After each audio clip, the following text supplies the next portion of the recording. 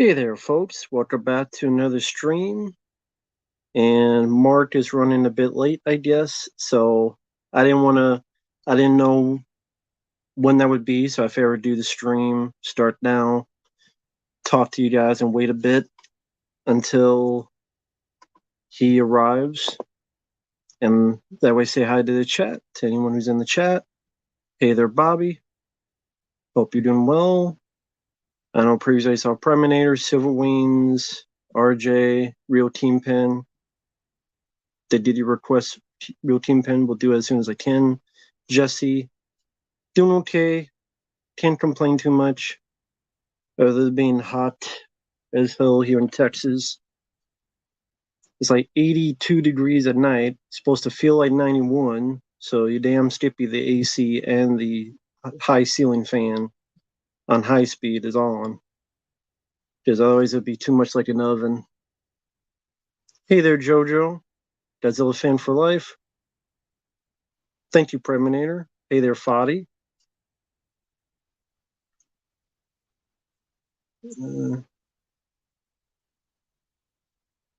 Hey.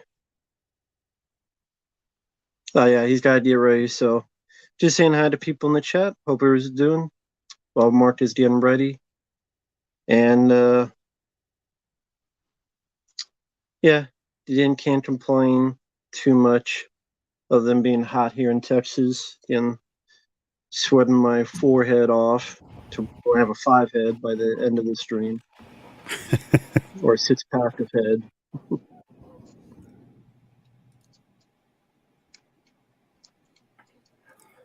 So what's up? How's everybody doing out there? Doing well so far. Yeah, Jojo, it worked out fine. Thank you, Jojo. But yeah, things are going okay. How about you? Good, man. I wish I could say I was excited to watch this, but I'd be lying if I did. Thank you, Trader. If you like, feel free to give me a link to that. I'd love to give that a listen to. Is it on your YouTube channel? You said podcast. I have to check that out because I didn't even know you did that. But thank you, man. You gave us a shout out. Thank you. Thanks for that, man. I had no idea. Yeah, send it to me too on the Discord. I'll definitely check it out. Thank you. That was nice of you, man.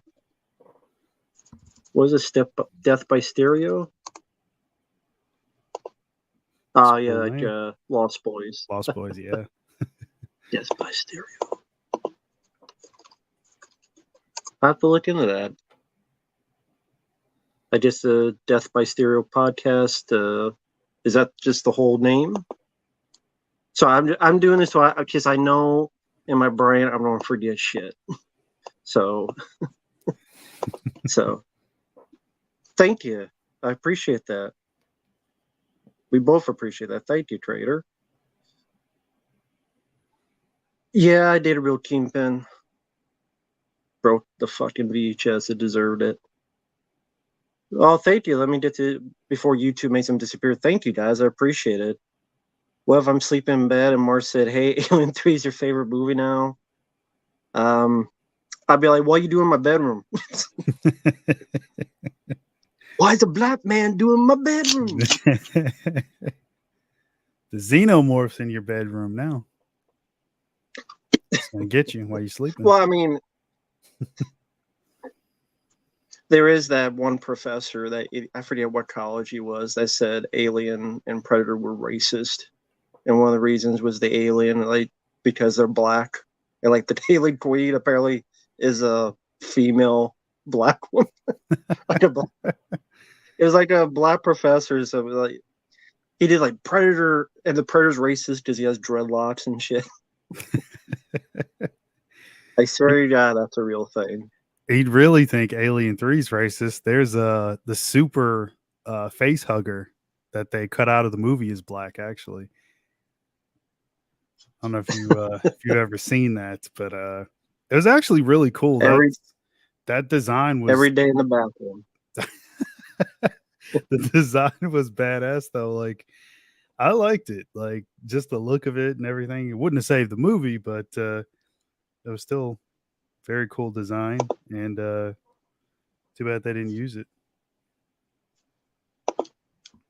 Oh, thank you, Trader. It'll be up tomorrow. Thank you. I'll check that out. I appreciate that, man. Thank you. And thank you, Angel. One of the worst fucking films in my category, for my point of view, yes, because of just how it. Well, I mean, we'll obviously get into it, but the initial idea. And here's the thing: like, you could look and say some of the acting, like Charles has done, is good. I think the musical score is very top notch by Elliot Goldenthal. I think it deserves a better movie. Honestly, yeah, always been a big fan of his. I know he did like Batman Forever and a couple other ones. Demolition Man. Really like. Yeah, he did Demolition Man. Yeah, he's really good. It's a great score. There's some good looking shots that David Fincher got out of it, but just the story, the premise, the funeral procession, that just is such a terrible direction that just has a bad core. You can have an apple that has some fancy dressing on the side, and on the outside it looks all shiny and buffed out, but then you eat it and there's a STD worm ready to go down your throat and now you're piss hole. I mean, there's a lot technically there. Again, from a technical level, the way he shot certain sequences, having the camera low, lighting from underneath instead of overhead or right out. The set design is pretty interesting. Yeah, from a production design standpoint, there's a lot that's there. I mean, they got guys from Aliens to do effects and stuff. Tom Woodruff. They didn't have the great Stan Winston. Yeah, like there's some stuff there. Just as a whole, it doesn't quite. Well, I don't think Stan Winston was involved in this, right? It was just Alec Gillis and Tom Woodruff. Yeah, exactly. Right. Yeah, they didn't have him like sort of steering the ship on this one. It's still, again, nothing would have saved it though. That's the thing. Like, they got talented people involved, but it was a mess from the start. It was never going to work. But yeah, we'll get into that in a few minutes. And yeah, well, David Fincher hates it for different reasons. Like, he hates it because of the experience he had, and just the studio just completely cut him off, nitpicking.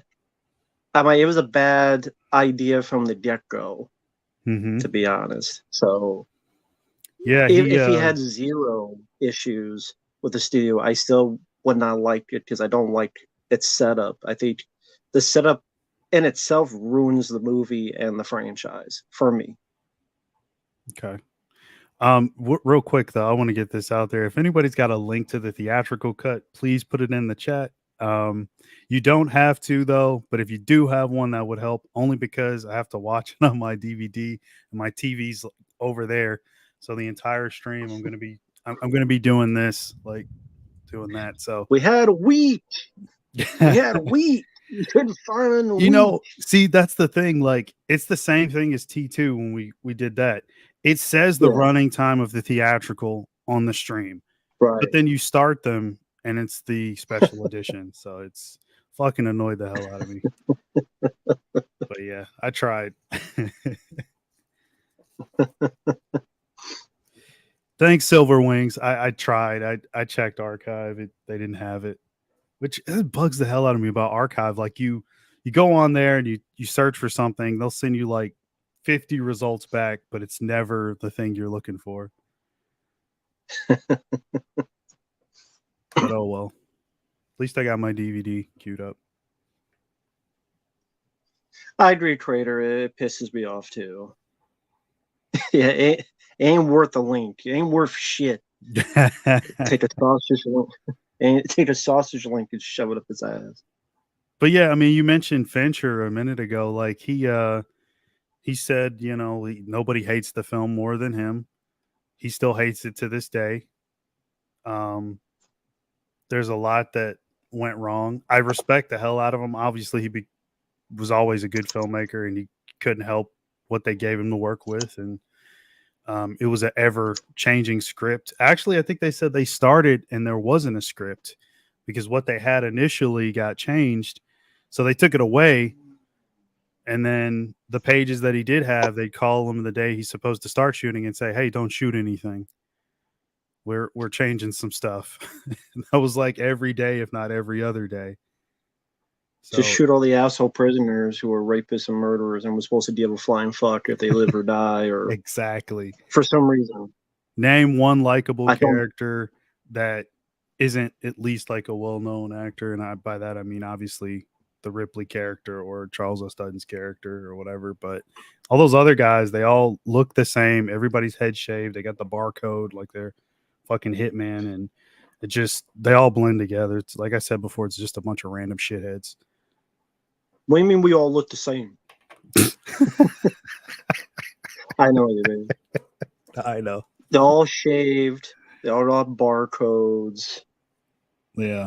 I recognize some of the actors. Pete Postlethwaite, he was in The Lost World, Jurassic Park 2. Mm-hmm. He's passed away. There are other people.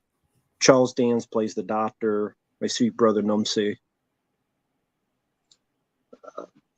It just shit stripped, in my opinion. Yeah.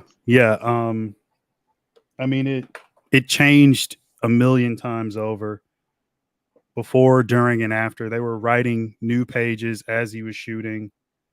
They were undermining him. Even Sigourney said, like, she loves David, but he couldn't catch a break the entire time. You got to respect the hell out of him too. I mean, I don't know if you've seen that clip when he was like on the set. He's like, "Fox, 20th Century Fox." Like the guy had some balls, but I mean, it's it's. And that's what most of us said. Yeah, that's what most of us said. Yeah, that's what this movie should be called. It's not Alien 3. It's David Fincher versus 20th Century Fox. That's the name of the movie. But I mean, there are people like it, to each their own. There are people that defend it, to each their own. There are people with this is their favorite, to each their own. I don't agree at all. Favorite, like out of the franchise?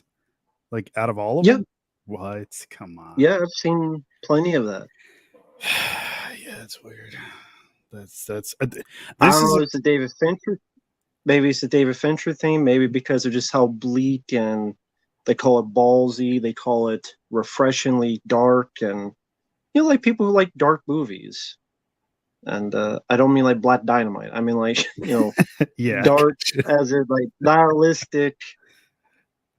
They like nihilistic movies, so this is more their cup of tea. They like bleak movies because life is bleak and it's not cookie cutter. And that's the stuff they say, the lines they say and throw out there. It's not cookie cutter. It's, I forget the other phrases they use. I mean, just because it's not cookie cutter doesn't make it good, though.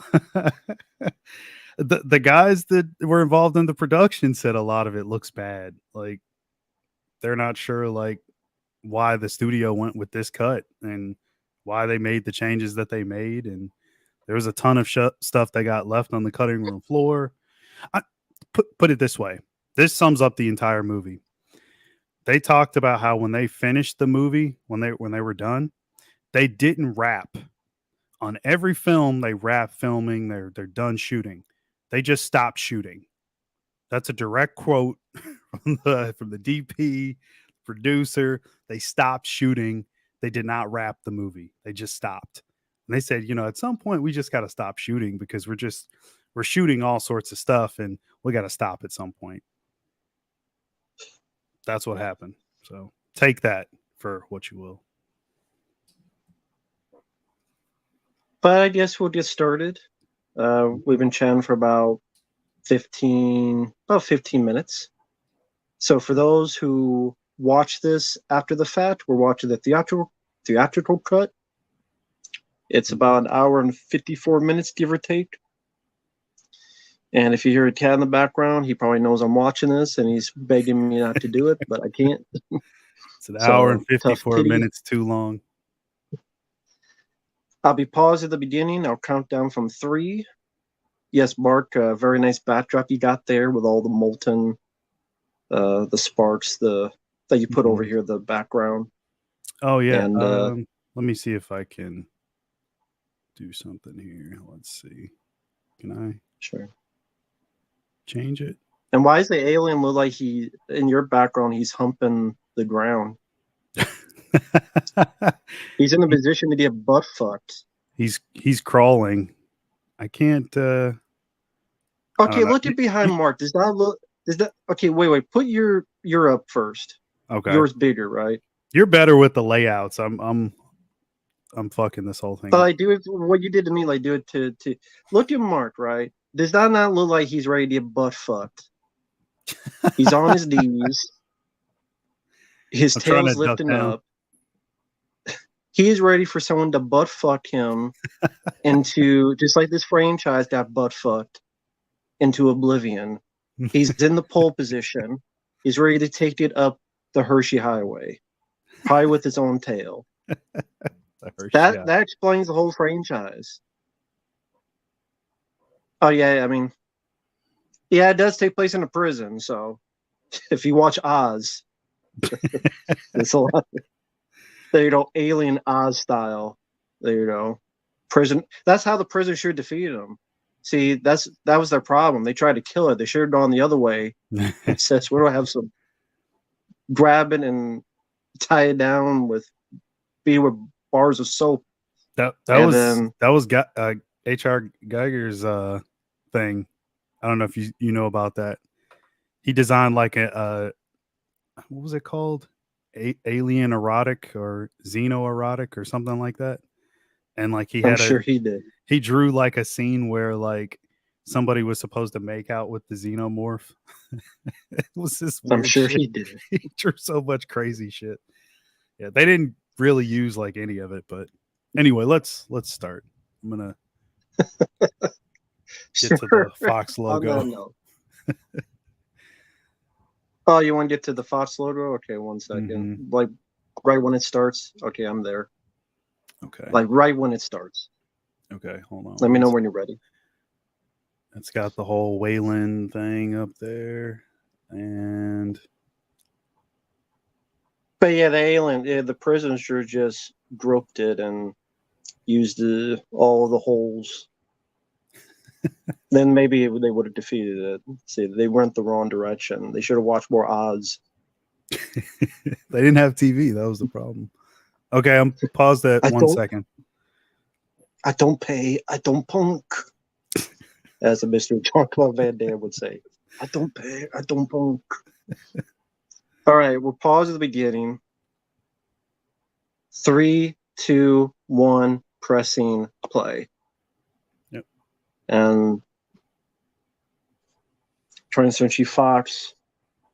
And then they change it here where it screeches at the end. That's the sound of the audience after they watch the film. Is that high-pitched screech about Dow. You can't hear mine, can you? No, you're fine. Okay, good.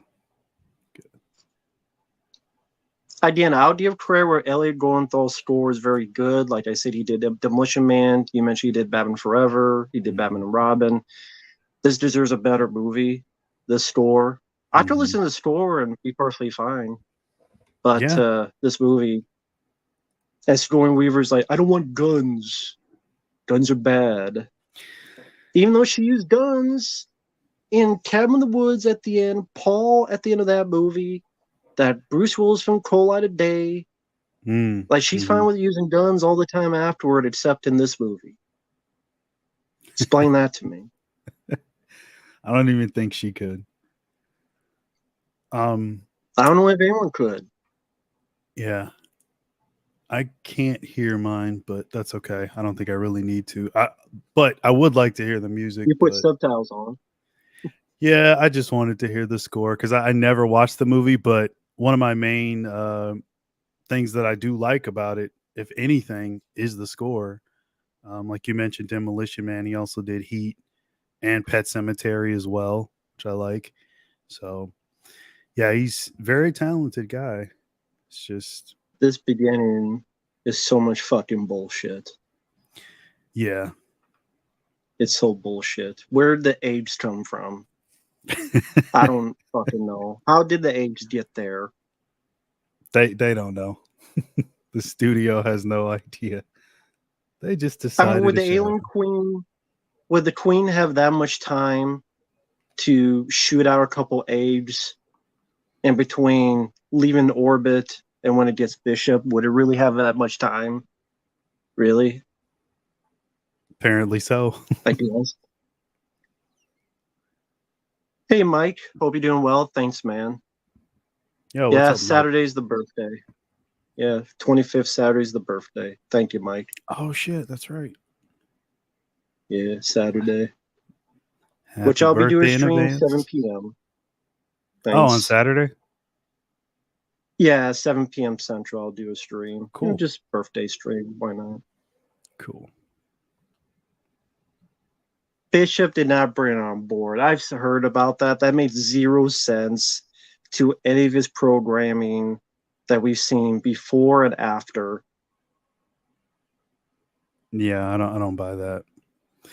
I mean, they had so many renditions of this movie. Like initially, they couldn't even figure out like where to put it and how to do anything. Like at least in terms of the setting, I remember they were talking about their very first thought was like to put it on a planet that was inhabited by people that work for the Wayland Corporation, and they were all going to be like scientists, and they were going to be studying, I guess, face huggers. But to me, that just sounds like sort of like the stuff that they didn't shoot for Aliens. You know, that whole the colonists, and then we see the aftermath of like their work. Obviously, Yeah. things went crazy there, but that was their plan, was to like do that. Um, I don't know, man. Like it just, no matter what they decided, none of it was good. Um, I mean, this isn't good, obviously, but all the ideas that they talked about, they got good writers on it too. But even they had trouble with it because the studio was just, they were turning everything down and changing stuff left and right. They Well, got Eric Red on it, who wrote The Hitcher. He's a great writer. yeah. Um, but it Wasn't just, his like a weird one? It was like farm animals turned to aliens or something like that. I Weird don't, ass stuff.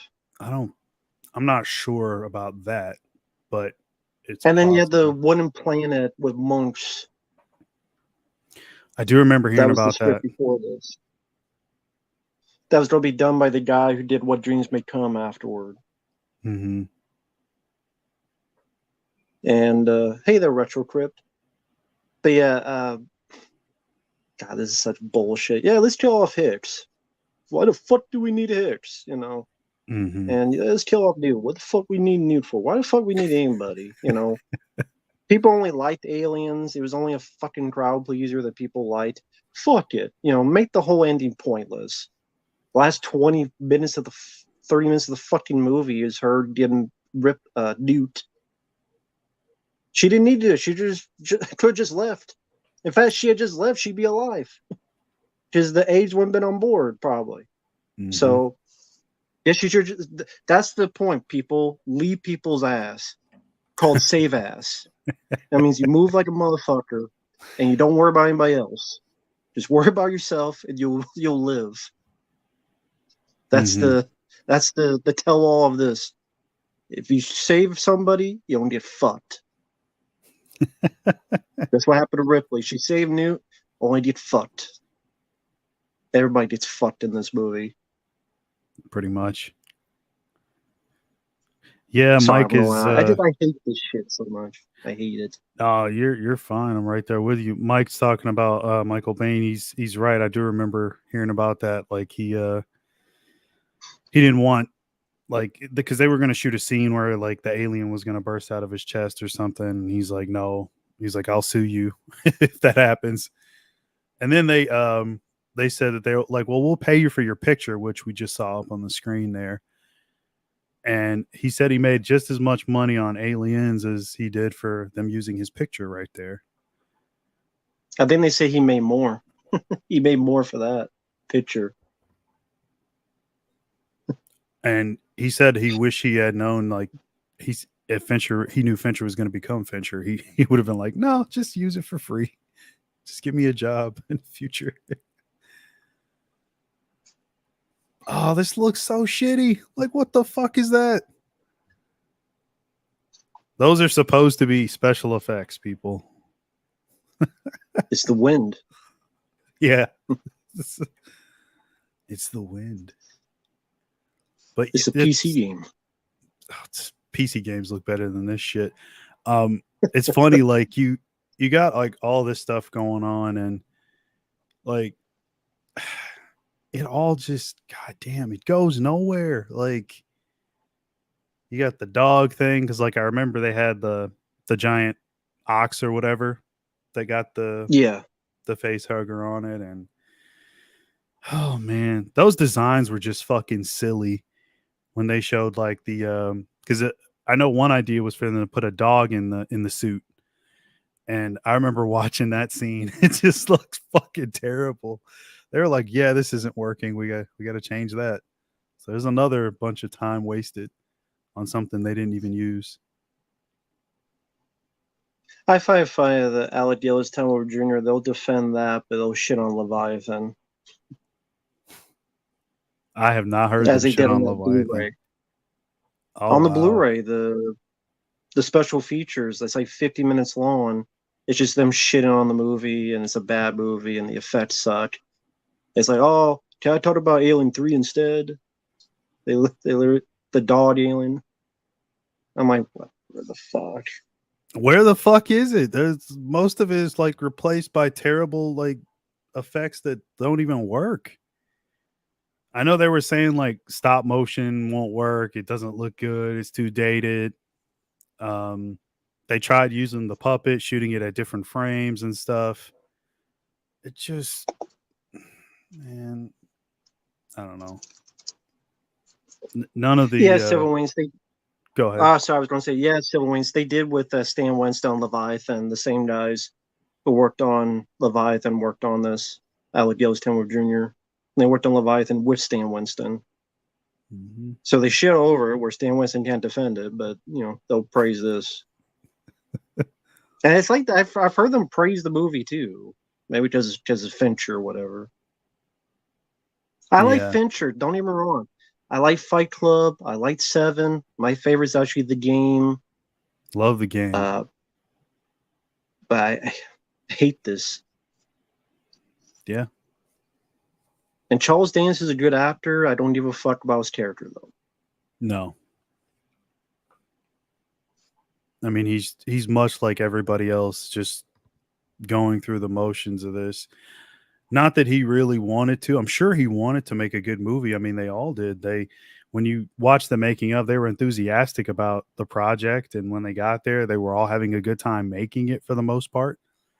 But like the end result, you can't defend it. Like, I mean, maybe you could defend Venture for how the studio fucked them over, but like you can't defend the movie. There's just no way.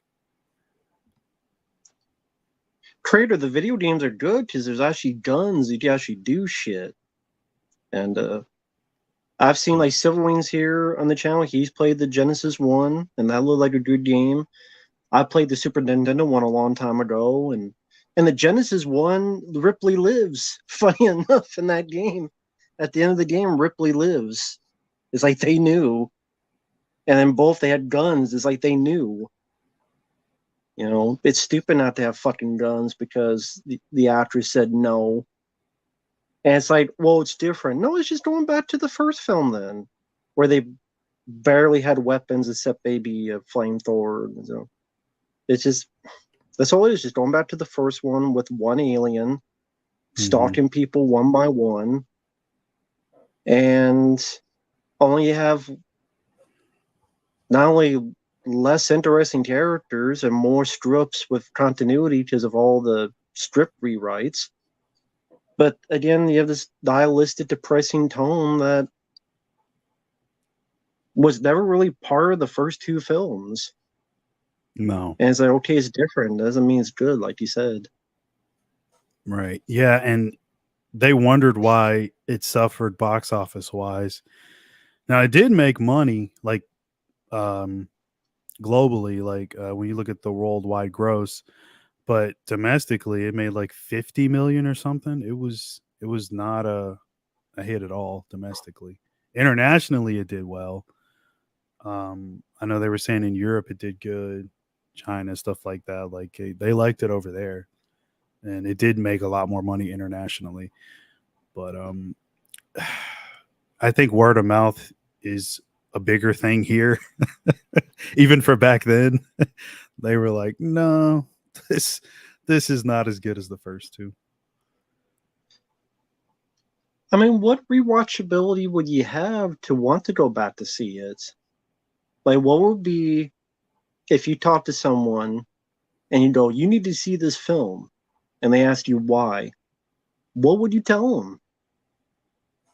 Well, I wouldn't tell anybody that. Well, there you go. I mean, there's nothing to tell. I tell people just to not watch it, honestly. I mean, you don't there's nothing in it that you need to see that's going to add anything to mythology, or like there's no great characters that you get that you have to see. There's no interesting arcs or anything. It just shits all over the second film, if anything. That's the one thing it does succeed at. Yeah, it does. And yeah, I didn't even think about the poster behind me. I guess I'm kind of hiding it so it doesn't have to see.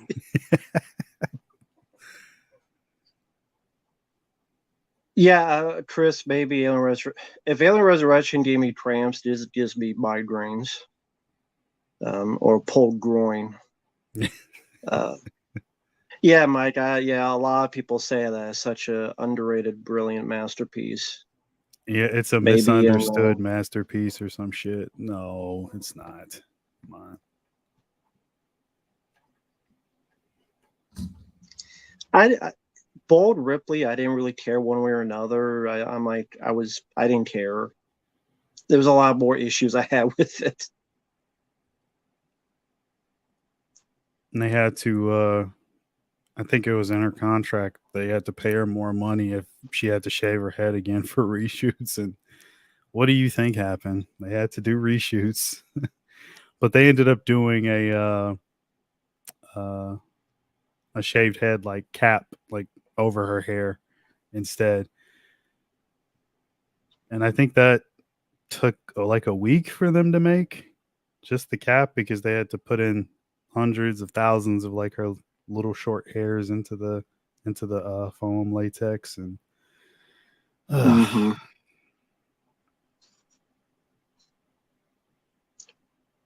Predminator. I've never heard James Cameron mention liking Alien 3. he probably did I guess say that's that one and film. backtracked. I could see him saying like, "Oh yeah, it's great," and then like 10 years later, he's like, "No, that movie's trash."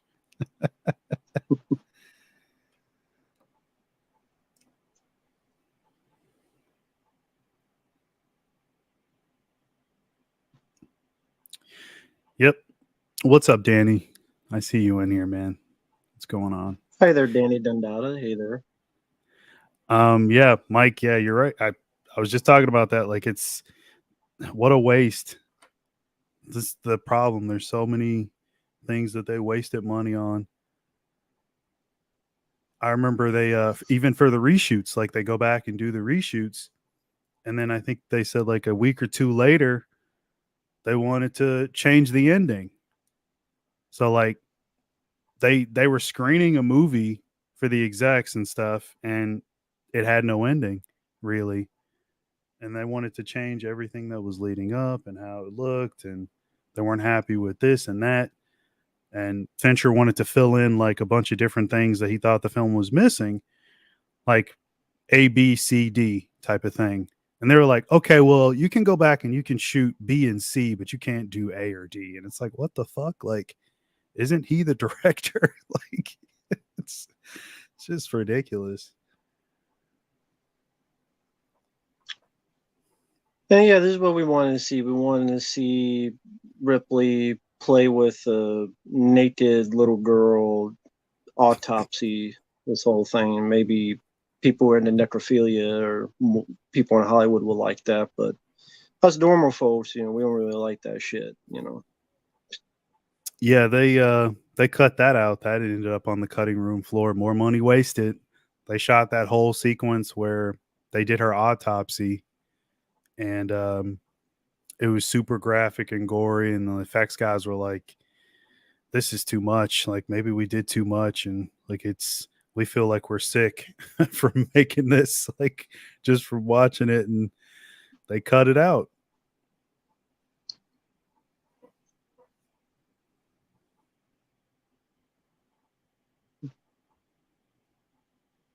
The autopsy is supposed to showcase the death of innocence. That does sound like what some pretentious fuck would say. And I mean, if they like the film, fine, but when they like get on you and like belittle you, then I call them a pretentious fuck. If you like the film, that's fine, but if you're like, you don't get it, you're pretentious fuck. Shut up. Put the penis in your mouth and suck it. Not because you like the film, but because you're being a pretentious asshole. Not you, Mike. I'm just saying, I've seen those. It was like, people are wrong. Well, history's on my side because it flopped like a motherfucker and got shit on for good reason. Yeah, it was panned critically as well. They did not like it at all.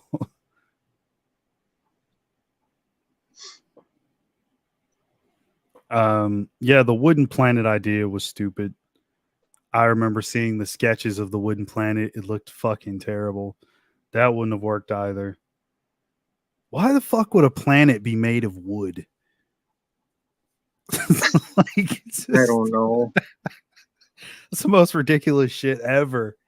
Like, Was there god something about damn. gold as well? Not or gold or something like that they keep the planet moving and the months work on it, and I can't remember. It was, but Yeah, they I said yes to it, and then they got so far ahead, and then they're like, mhm. "Wait, this is stupid." Yeah, you're building the sets on this idea that's fucking stupid. What do you expect? Yeah, there was going to be initially a lot more like outdoor stuff going on to the planet, and there was people working and stuff. Um, but they just end up, doing the whole prison planet idea. I don't know. Maybe they make a movie with planet made of marshmallows. Why not? Planet made of wood.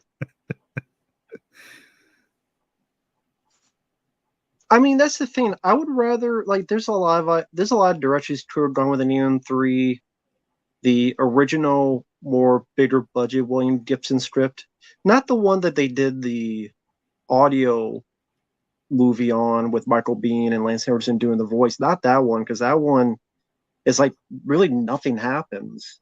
Uh, Hmm. it was as bad as this, but like it was very boring script.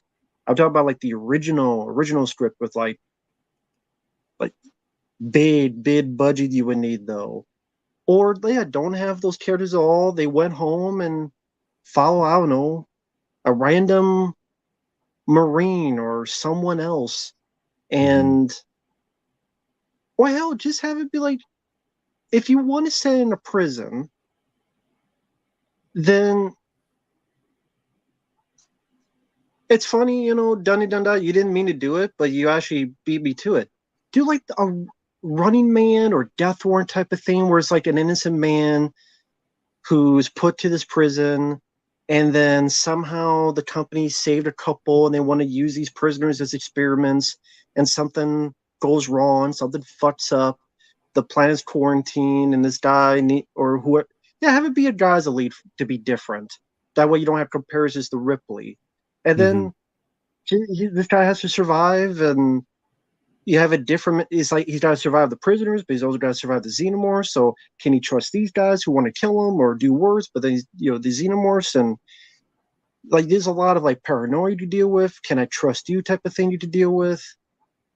You don't have to do your own thing. You don't have to worry about continuity. I guess the only thing is how can there be other aides? That'd be tough to do. Mm-hmm. I think there's got to be a certain way if you put your minds to it. But if you need to do a prison, then just do your own thing. It doesn't have to be linked to and cripple the previous film. I don't see how that's a benefit. Mm-hmm. Yeah, I know that was one of the early ideas too. There wasn't going to be a Ripley. They were just going to start Mhm. with a whole different uh, male lead.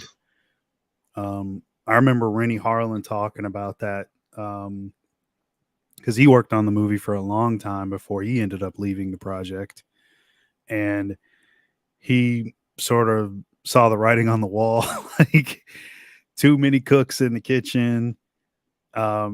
More and more they kept changing like what they wanted him to do, and it started turning into a whole other different thing. And he's like, well, you guys are kind of just retreading water, and I don't know if it's necessarily a great idea to just have a bunch of dudes running around with guns again.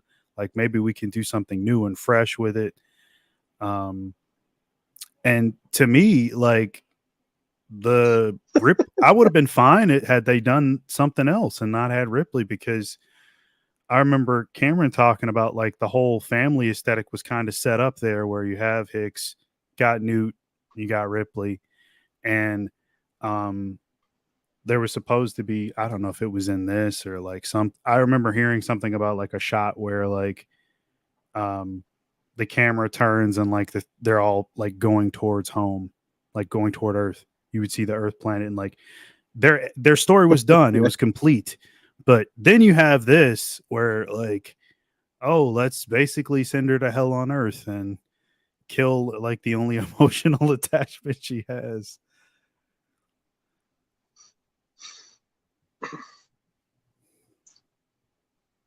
Let's try something different. So be in one place that you can't escape, where you can't hurt or kill it, and you kill it out one by one. Oh, like the first movie. That's very, very different. Mm-hmm. But yeah, I mean, I agree with you. They should just they shouldn't have had Ripley in it if that's the case. I'm not saying it automatically would be a good movie. I just think it would be better in terms of not hurting the franchise as a whole. It's less And insulting to the audience. You know that they yes, care about those characters by the time we get to the end of the second film, based off the great reception that you got from the movie when it came less out. insulting. Yeah, like just leave that alone, do your own thing. I would have been more okay with that. Like you said, it wouldn't have made it necessarily better because they would have fucked with the script the entire time anyway. But I could at least live without the extra insult added in of killing characters that I do like. Mm-hmm. It's a nice bit of She's having her. gore right there. Oh, go ahead. Oh yeah, dog has period. I know that's not how it works. And yeah, I would have just had not had Ripley, and you could have had, if it's like an everyman character, have like, I don't know, go outside the box, have like Brad Dourif as the lead. That would have been Mm-hmm. very intriguing, like someone like that. Mayor, we're watching the theatrical cut about 25 minutes and 40 seconds in. Feels like an hour. Uh, Just, just dragging but and dragging. well, yeah, you mentioned that, and Fox said no, it has to be Ripley or nothing else. Even though they also said we could just throw anything at a wall and make an alien movie. Well, probably not, because almost every alien film has, well, yeah, almost every alien film has bombed since then. So obviously that didn't work out. Resurrection didn't do well. Covenant didn't do well. I Mm-hmm. guess you call Prometheus an alien film. I guess technically that probably did Yeah. a bit better. Mm-hmm. Uh, but and look where Fox is now. Yeah. Up up Disney's ass. Yep. Pretty much. But that's what happens when you do stupid shit like this repeatedly. Mm-hmm. This film, Speed 2 Cruise Control, those later X-Men movies, Die Hard 5. Die Hard, yeah. Because I like the first 4, but Die Hard 5, like all those other like a lot of those superhero, Fox movies they did. Mm-hmm. Lo and behold, they flop. People don't like them, and then you lose so much money. Then someone buys you out, and you're not in Fox anymore. No, man, it's a shame. 20th Century Studio. I mean, they did it to themselves, to be honest. Yeah, I mean, my hate for Fox was always legendary amongst my friends. I would always talk about how Really? dumb they were. Yeah, like it just. I mean, they've ruined For what reason? what you just said. I mean, they've ruined like every franchise that they've had that was actually worth a damn, and they dug their own grave so deep that like they pretty much ran out of money. They were in debt that they had to sell to Disney. I mean, they had to come in and pick up all those really cool IPs that they had, and now we're just going to get more stuff. So that wasn't really a savior, but it just, man. And I like mean, someone was asking about the. Oh, sorry. Go ahead. no, I was going to say, I mean, it didn't even stop there. I mean, some TV shows as well. X-Files, a prime example, how that got fucked up. They made a lot of bad decisions on that too. Go ahead though. No, I was like someone was mentioning Alan Romulus. What do you think about it? I think nothing about it. I mean, when the director tells you it starts off as Alien, and then you won't know it, but then it'll turn to Aliens. How's it interesting to me? I do just watch Aliens at home. I just watch them at home back to back. I don't know. You see your fucking movie to see the same fucking film with a rip-offly as the lead. Like, I mean, a wannabe Ripley and characters that could very well suck, and I'm supposed to give a shit? No. Yeah, I've been seeing that a lot. Like that, the director is saying that like it's Alien, then it slowly turns to Aliens, but that's not how you want to sell your movie, man, at all. That's the worst thing you could do. Like, Nostalgia. yeah, and I know that does work to a degree, but in the long run, you got to have more than nostalgia. You need something original, something fresh. But to me, I think the wells run dry. I'm good with the first 2 movies. If I never got another Alien movie again in my life, I'm fine. The first 2 are so good. I can live with those. Yeah. Yeah. We talked about Neil Blomkamp's idea, which was interesting. Did I need it? No, but it was an interesting idea. It seemed like he had all the storyboards and everything ready to go. It seemed like it was all his own original idea, and he did pay respect and tribute to the characters that he probably grew up loving just like we did. So I could appreciate that. But I didn't have to have it. Like, I mean, we didn't get it anyway, so it's not like I'm losing sleep over it. And Civil Wings asked an interesting question because Disney seems to have a monopoly on entertainment. Do you think that's why a lot of things, well, he says everything, but pretty much everything sucks nowadays? Well, yeah, I mean, people follow what makes money. When Disney, at the time where it was at its peak, and 8 out of the 10 or 7 out of the 10 biggest box office hits of the year is from Disney, studios look at that and go, we want that. What did they do? How did they do it? What happens then? You copy it.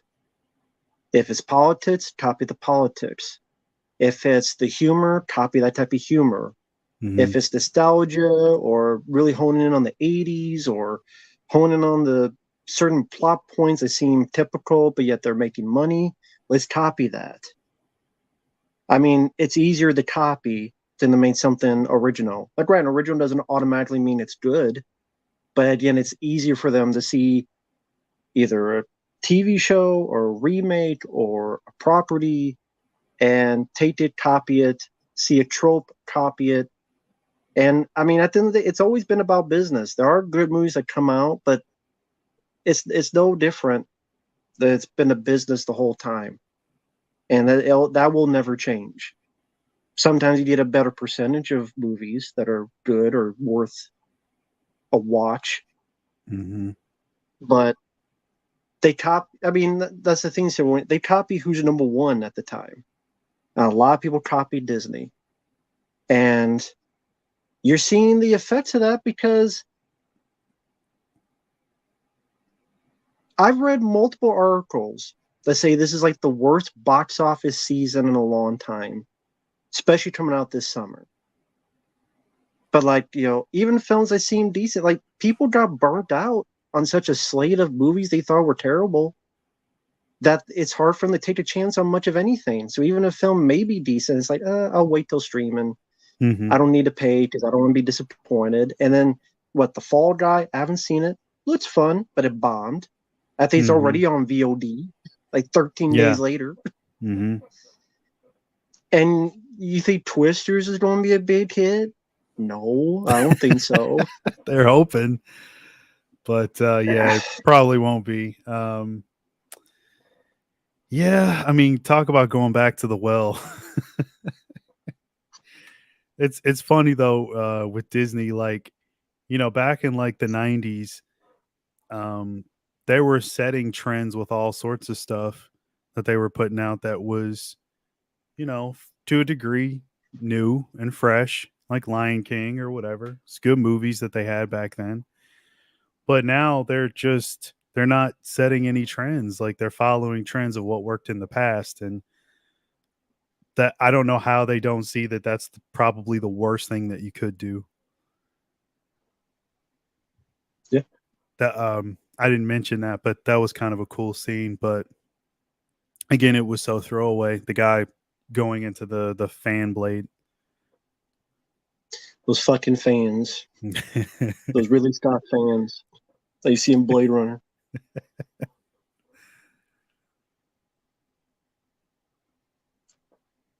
I always basically, I don't know why. Anytime I think of fan, I always think of like this old interview with Michael Dudikoff. I forget who he's talking about, but he's like, he was calling someone out. It's like, I'm going to meet you by that fan. I don't know whatever happened to that or whatever happened to that situation. That always stuck with me. I'm going to meet you by that fan. So that always stuck with me anytime I think of fans. And exactly, Silver Wings. I was going to say that. You took the words out of my mouth, bro. What the fuck? Like, she just fucked this guy. Like, I'm trying yeah. How much time were we? 35 minutes in the movie. Wow. So much for Hicks. I mean, to be fair, Ripley and Hitch weren't an item. They were not. And they knew each other maybe, I don't know, 2-3 days. I've however long Aliens takes place. I don't remember how many days. I don't remember. Maybe more than that. I can't remember. Could have been too long because I don't think they got a whole lot of sleep. But yeah, it was like a few days. But it's why would you sleep with a random prisoner? Like, that's another thing. Not just a random guy, but a random prisoner. He's probably in prison for a reason. Yeah. And you don't really know why. So I guess Ripley really is a slut.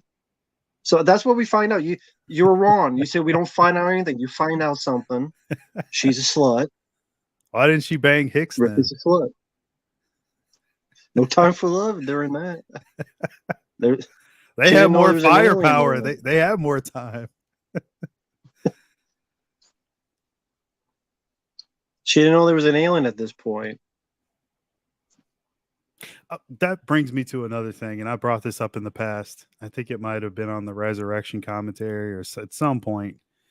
So, like, sure, they do eventually find out that there's an alien here. You said, like, they didn't know at this point, but they do find out that there's one here. Why the fuck don't they just leave the prison? Can anyone answer that? It's too windy. It's too windy. Yeah, the wind is so scary. I'd rather just like Well, the people wind is argue, why worse don't they than leave? getting ripped to People are shreds. arguing aliens. And Hmm. aliens, why don't they leave the facility and just wait outside? Oh, I mean, there is Xenos outside too. Didn't she say they mostly come out at night? Yeah, I know. I just say that because I know someone's gonna bring it up, Oh well, yeah, and that of way now course. you mention it, so it's not just be hating on the film. Like it's like they spend that entire end sequence doing this ri- ridiculous, like overly elaborate, like cat and mouse bullshit through these corridors and trying to trap the alien here or there. You have it trapped. It's inside a prison.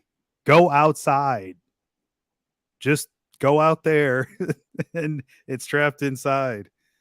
Eventually, I mean, one person could have called for help as soon as they figured out like it was there. Everybody go outside. Could it be Boom. it's too Movie's cold? over.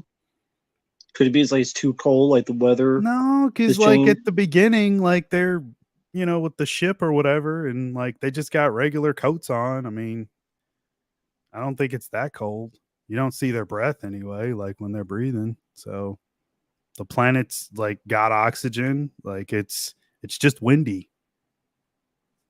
Well, that's why it's too windy. Yeah.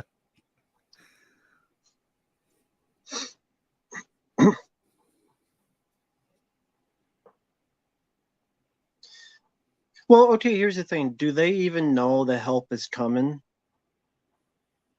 They really don't know help is coming, right? Um. Now, I can't hear It's the movie, and I because just got what subtitles on, but from I what I know it. remember, Go ahead.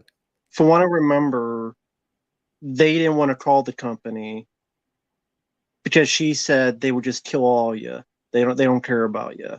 They just want the weapon. I think it's the one guy, the IQ guy, Hmm. that calls for them, and that's why he's waiting for them. So I think the others they don't think anyone's coming. So it's like, well, we can't stay out there forever. So let's try to kill this thing. Otherwise, we're gonna be out there forever, and we can't do that because we can't eat or sleep or anything. It's a simple solution. You're in a prison full of prisoners. Tell a fucking lie. Just lie to them. You could make up a million. You could say, "Hey, it's a riot. We're being overrun, but the prisoners are going crazy, or the Would they habitat's on care though? fire, or Would well, they I care mean, though? if the facility's being destroyed by the prisoners, maybe. I mean, but that's the thing. You could come up with any excuse.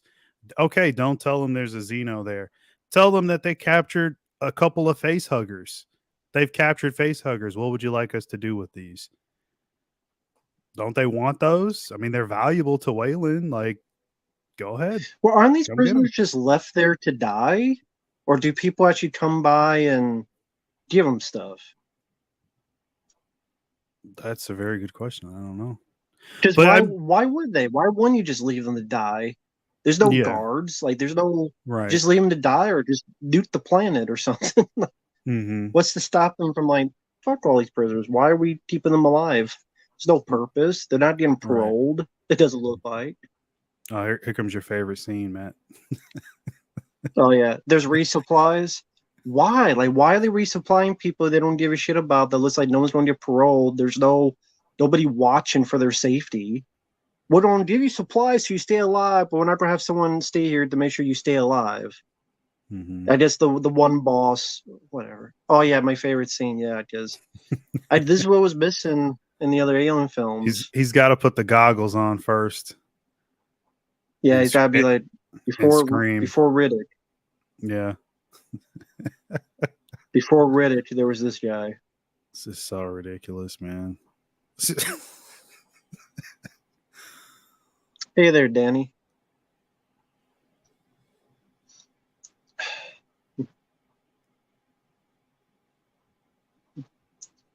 Why do we? I mean, I guess you say this establishes Charles Dutton's character. Maybe that's the only thing, and that she's in danger. Even, Mm-hmm. but I think this is like the only time she's in danger from these guys. I don't think she's ever in danger from them again. So it doesn't Right. really sustain that tension throughout. Mm-hmm.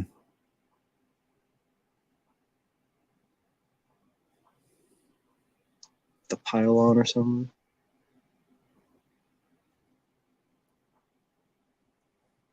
Oh man, They're not doing a good job watching them since all this other shit going on.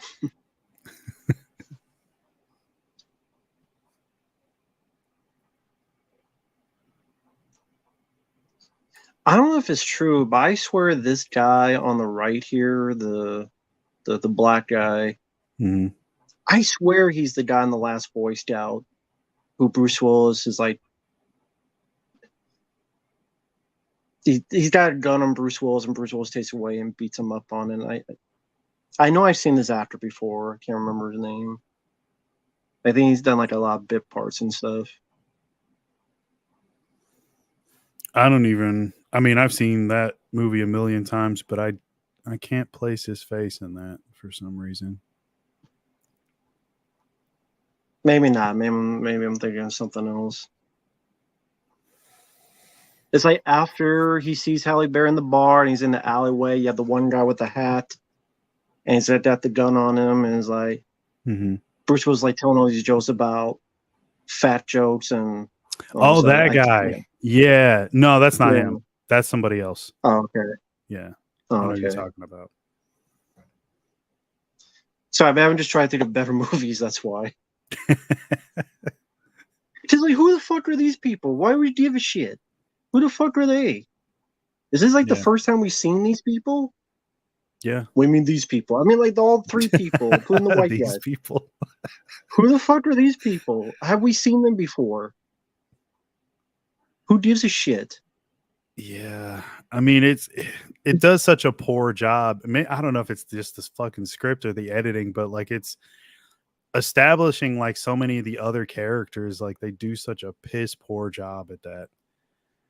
And then like, you know, I mentioned the fan death earlier. Who the fuck was that? Yeah. Like, who cares about that guy? Like, he came and went. Same thing with these characters. Like, they're gonna come and go, and that's well. Go ahead. I guess some would argue maybe it's like worked on a slasher film mentality. Just hey, body count. Because you know, people argue with slasher films. Do you care about a lot of the characters who die? So you see the blood and gore. So maybe you say it's trying to be the slasher film element. I guess I could see that. Like, you know, you have your killer doesn't have a knife. It's a alien killing. I could see the whole slasher aesthetic, but even still, like that doesn't mean it's entertaining or like I want to see any of this happen necessarily, because that's not what I watch an alien film for. I don't watch it to just see people die. True. That's what Ridley and Cameron did so well. Like, you kind of get invested in what's going on. Like, you don't just watch it to see them get picked off. But maybe some people do watch it for that, so that's why they like it. I don't know.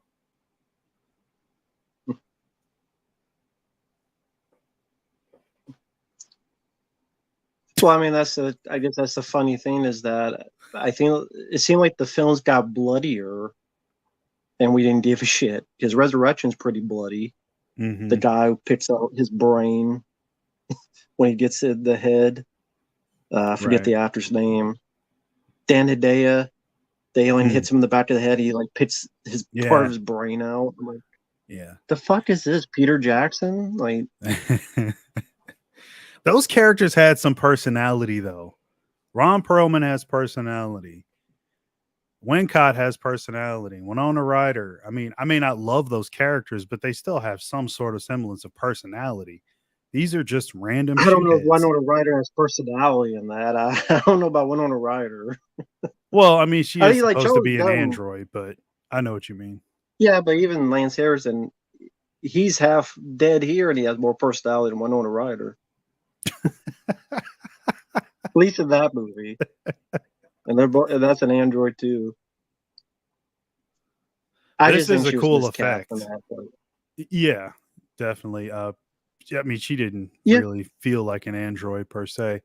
More like she was just in the movie more than anything. She was just playing Winona Ryder, if anything. But yeah, this is a really cool effect. I wish we had more of Bishop in the movie. That would have been cool at least. But I think this is the only scene with him, right? Or what's left of him. Uh, And the android version, I mean. no. Doesn't he? When she finds out there's an alien in her, doesn't he? Isn't he there? Well, I'm trying to remember. No, maybe not. I can't remember. I can't remember either. I never watched Alien 3. I can't remember. Yeah, every time I do Yeah, watch that. this movie, it's like watching it for the first time, but just like it's never like in my mind. Like I just have vague like memories of it.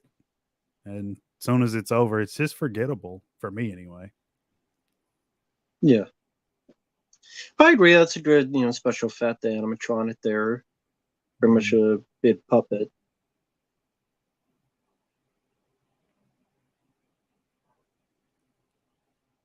It's like the Yeah, Lance only appears as Wayland. I just meant as Bishop, as the actual character Bishop.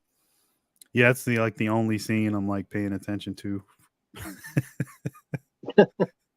And hey there, Caleb. Hope you're doing well. And hi there, Kaiju. Sorry that I missed you guys.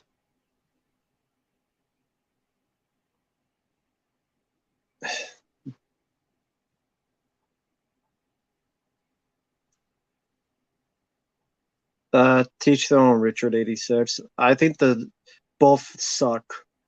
I know people kept telling me the assembly cut was good. I watched it. I didn't give a rat's ass about that cut either, other than the fact it was 30 fucking minutes longer.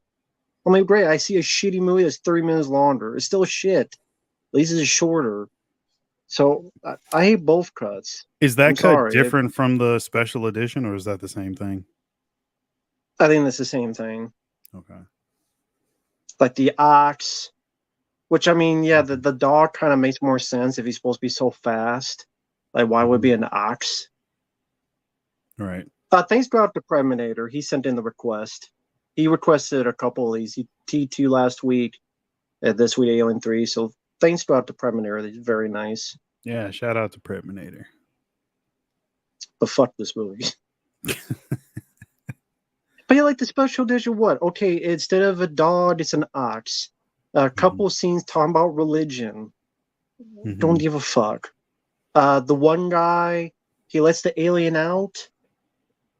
Well, they capture the alien just for the crazy guy to let the alien out. Right, yeah. Oh no, Seven Wings. I We've do done remember Alien that. Resurrection. It's on the channel. We did it quite a while ago. But okay, did you see the special edition? Yeah, I've seen it. I remember that. I remember one of the producers talking about like how that makes the alien look weak if they could capture it or something. So they decided to scrap the whole scene.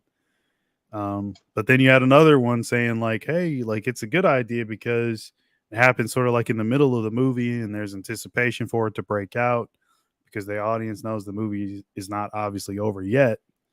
So I don't know. Either way, doesn't change anything, doesn't make it good.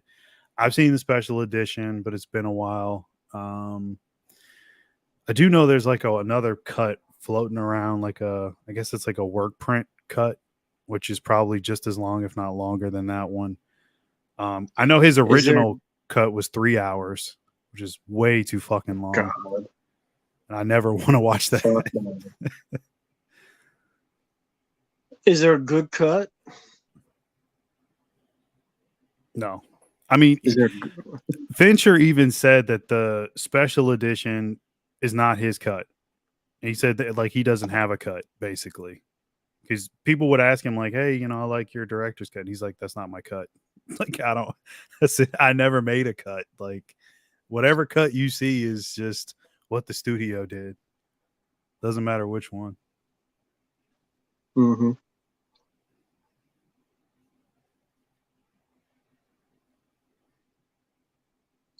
So yeah, I know people kept telling me the zombie cut is so much better. No, it's still the same shitty film, only 30 minutes longer. You still have characters, don't give a fuck about Ripley. That seems like, who the hell is this character? Fucking people, prisoners, willy nilly, like nothing. Mm-hmm. Uh, It's not scary. It's not a scary movie. No, It's definitely not an exciting action-packed movie. So what the fuck does it have? nothing. Like there's some okay gory bits. It's got some gore, but that ain't enough, man. It never is. Like you can't just have that.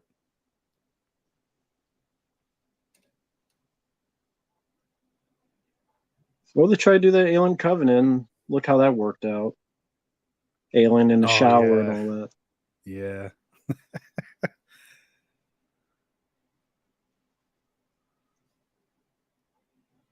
Oh boy. We've been watching for 52 minutes. What the fuck has happened, Mark? A For bunch of shit. 52 A goddamn bunch of minutes. shitheads got ripped up. That's about it. They kill Hicks, they kill Newt, and a bunch of people you don't know their fucking names got killed. The end. That's all that's happened for 52 minutes of the fucking movie. Yeah, but this is the best one. It's the best Why? of the franchise. I don't know. Why? I don't know. You tell me. I don't know. Oh I just work man, here. this guy's fucking accent is so bad. I Like think that guy on the bed. Oh, sorry. Go ahead. no, it's like it's British, then it's not British. It's British, and it's not Yeah. British. It's so annoying.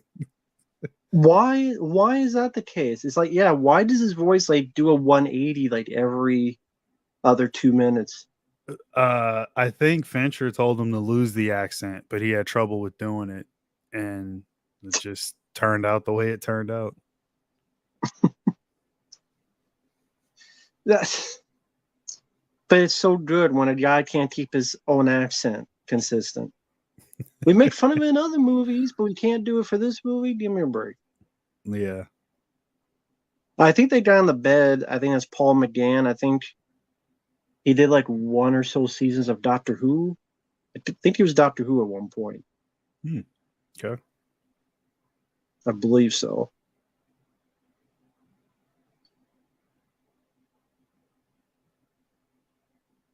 Yeah, I missed the whole conversation with the, I guess it's the prison warden or whatever. I saw them talk to him for like 2 minutes.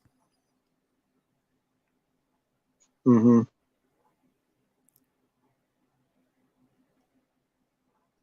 Addicted to morphine? Really? Yep. That's how we should be after watching the movie. All the pain going through. We Just should be start addicted shooting to it up. too. Right on stream. I would get the views. I bet it would. What happened? They started shooting up because they're watching. What were they watching? Alien 3. Look at the thumbnail. It was that bad? Yes, it was. By the way, that's so funny what you did to the thumbnail. Oh, yeah. I had to change it a little bit, put my own touch, but Mark did most of the thumbnail. Thanks go out to him. I just had to do a little bit of touch. That's I figured fine. I'd just do it like a. Mark is very clean cut, sophisticated. I'm more of the raw. So I just like very messy, put sucks on it with some X's. Yeah, when I was making the thumbnail, I'm like, after it was done, I said, what the fuck? Why did I put fan commentary? I mean, I know in the moment why I did it, but then I thought, I'm like, I'm not really a fan of it. And then I saw yours and I'm like, oh, well, that makes sense. Like I should have done something like that, but I didn't think of it. No problem. Yeah, the mayor. That's what I was thinking of. He was Doctor in the American TV film of Doctor. Yeah, that's what I was thinking of.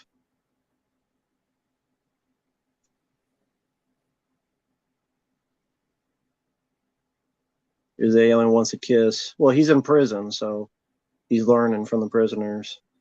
Mm-hmm. It's like, you pay or you punk. I always found it funny that in the trailers they would always have this scene, and then the narrator would say, "The bitch is back," and though it was always the question, "Which is the bitch?" Which bitch? The bitch is back. What do you think And it's about like, the shot?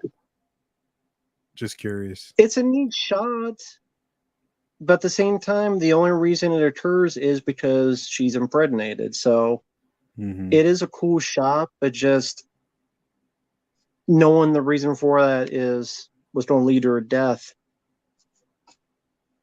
Kind of. That's one of the shots that Fincher fought for. Then the studio said, "No, we don't like it. Don't do it." And he said, "Fuck the studio." And Sigourney was like, "Yeah, I agree. Let's shoot it." And so they went. He took the camera and like they shot it, and now it's one of the most memorable shots in the movie.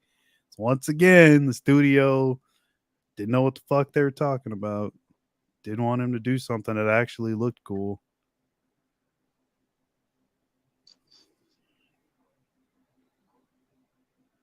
I mean, it might have looked cool, but it just didn't save the film for me. Not in the slightest. So you can have a couple. I seen like the film. Yeah, there's a couple shots that look cool. I mentioned it had a great score.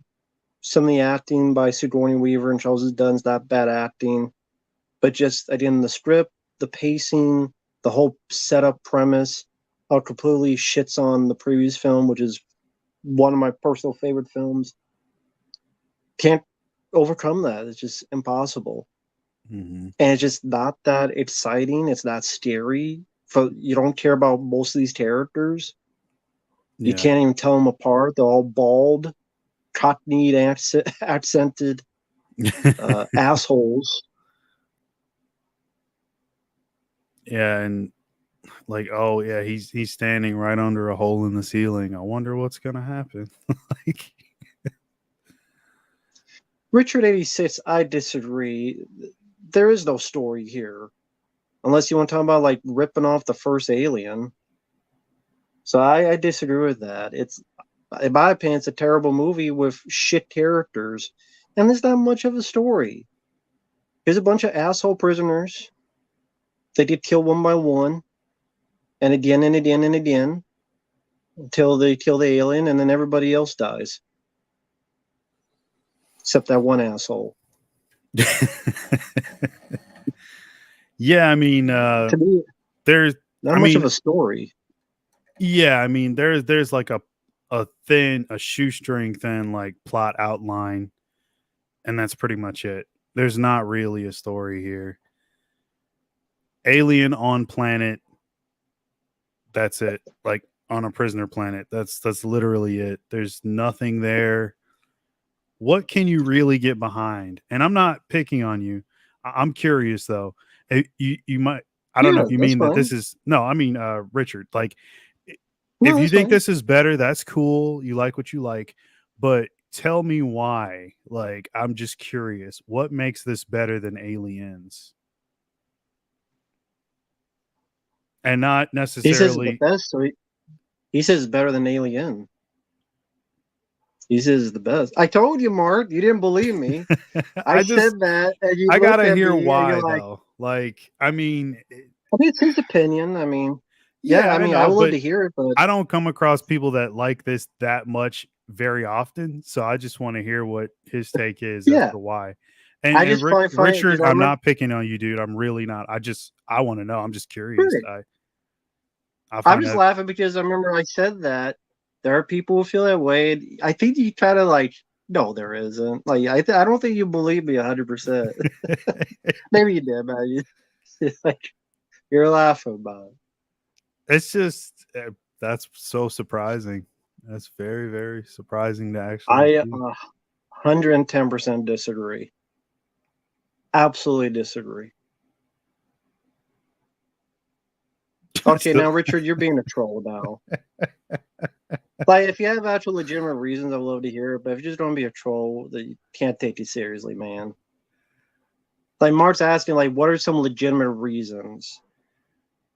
Yeah, just give me 3. Yeah, give me 3. Now. You don't got to list like I think he's trolling. 15, I think 20. He's trolling. Oh, like overall, you think trolling. he is? Okay. When you say Ripley's bald head is better than the rest of the franchise, I see the comment. Yeah, so whatever. Now here is this plan to. That's it. Even the backgrounds. Like you look at the backgrounds, it's just walls and tunnels and very blasé when you compare it to the set designs in the previous films. I mean, what is so great about these environments that they're in? Yeah, I mean, visually, it's not necessarily like captivating, but I think they did do a good job of like making it convincing for a prison setting. Right. But beyond that, there's not much else there.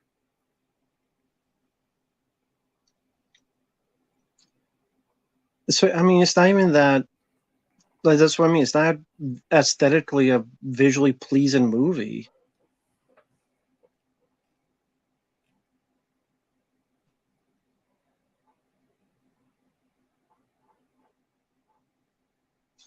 I'd always say during Galaxy Quest, Silver Wings. Yeah, she wasn't bad as a blonde.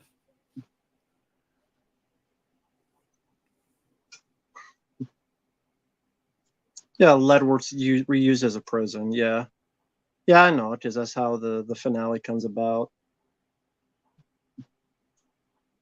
Which I mean, in that I know they didn't do it on purpose, but that would just remind you of Terminator 2, which this got Mhm. delayed, so it came out after. But then it just reminds you of the ending of Terminator 2. When they were in production, they found out about the scene at the end where Yeah, somebody's like killed in lead. That's what they had heard when they were making it. And they were like, "Oh man, like that's part of our ending." So it's not something they could help. So I'm sure that's what the studio wanted to see. They were in love with the lead idea. yeah, her being bald just makes her seem like a lesbian Sinead O'Connor. Well, maybe Sinead O'Connor is a lesbian, so maybe it's an oxymoron, but I don't know her preference. But just looks like a butch lesbian that would be, I don't know, getting mad about Trump or someone nowadays. I did, yelling and screaming.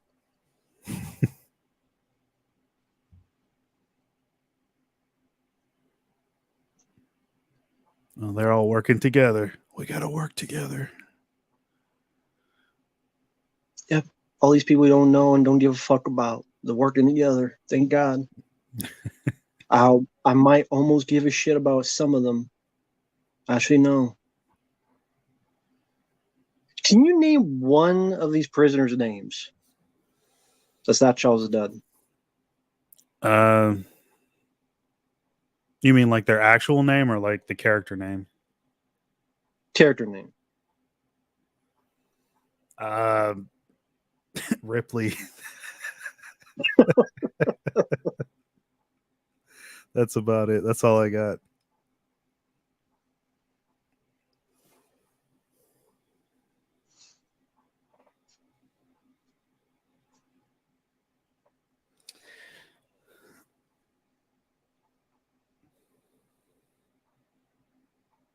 If you say so, Predminator, I believe you.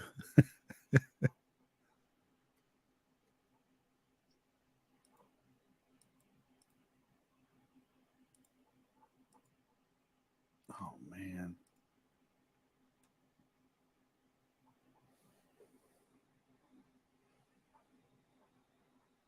what was Charles Dance's name in this? Do you know? I don't remember.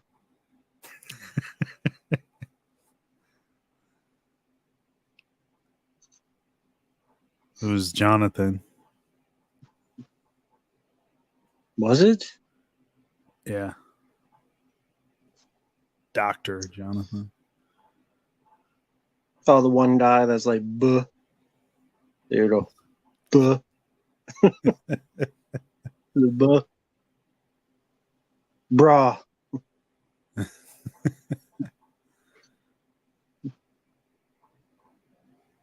I remember when they had the trailers, like they try to make it exciting, so they use the music from Aliens, and most of this scene was like, "It's look how explosive of a movie this is."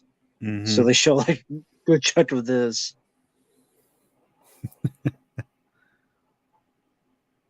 It's like Aliens, guys. I swear. We got the James Horner music. We got explosions. I swear to God, folks.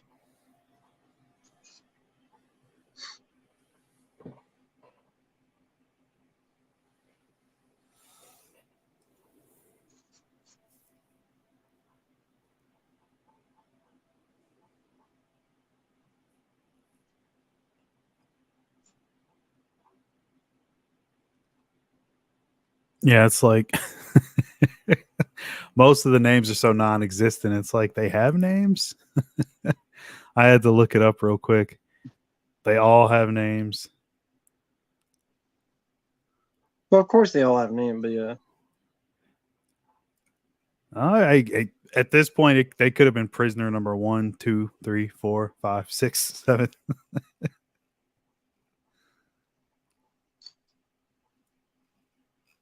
Like Brian, Walter, Sure. Harold, Francis, Robert,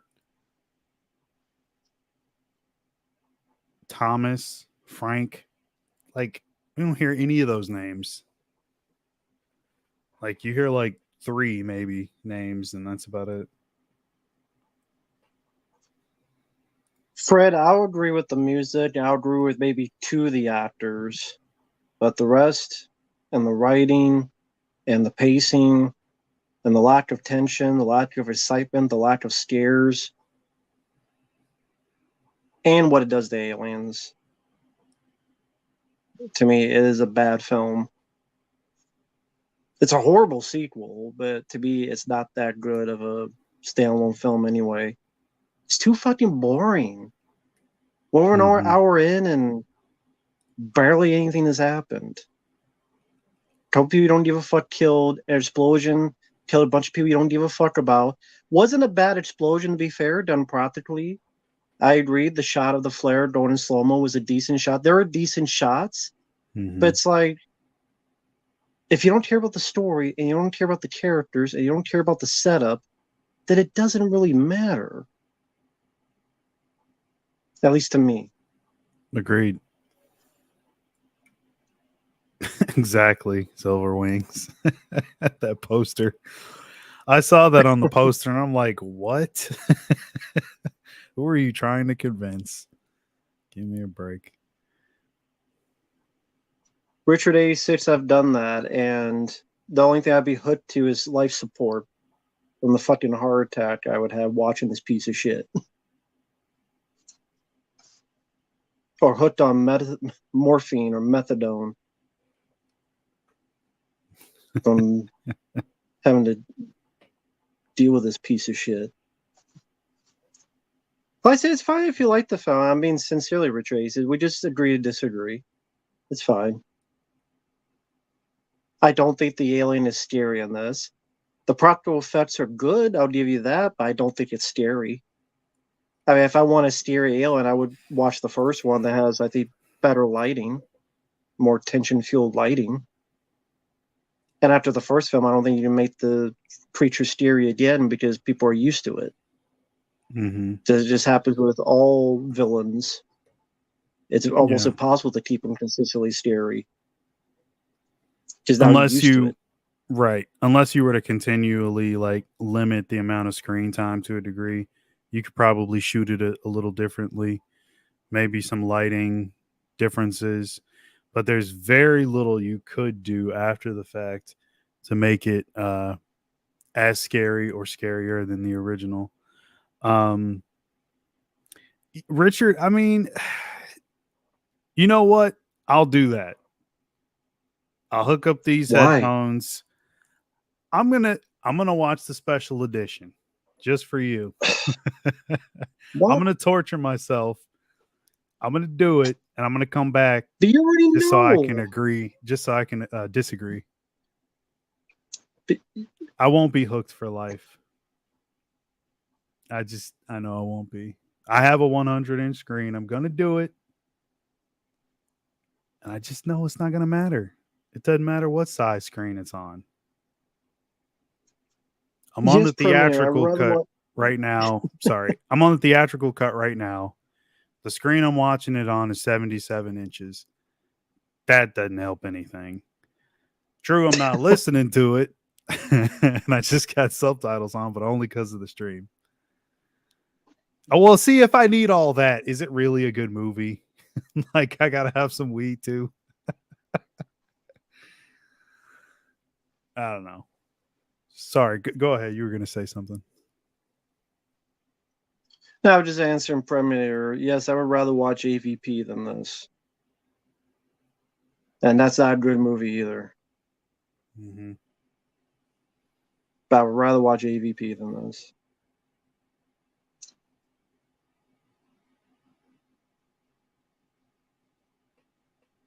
Even though that's a dog shit movie too. That's one we haven't done, right? Yeah, we haven't done AVP yet. It'll probably happen at some point in the future. Yeah, I Well, don't yes, know. if I'm being fair.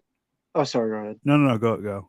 I was just talking I about was going to AVP. ask, yes, I do think I agree, Fred. There are good aspects to the film. But it shows that even with those good aspects, the core is rotten. It's like you have an apple. The outside might be shiny and nothing rotten, and it looks pristine and new. That apple, green apple, red apple, but Mm-hmm. then in the core, it's so damn rotten. The pacing, the script, all the stuff I said before, that it doesn't matter. There's a couple of cool shots. There's a great score.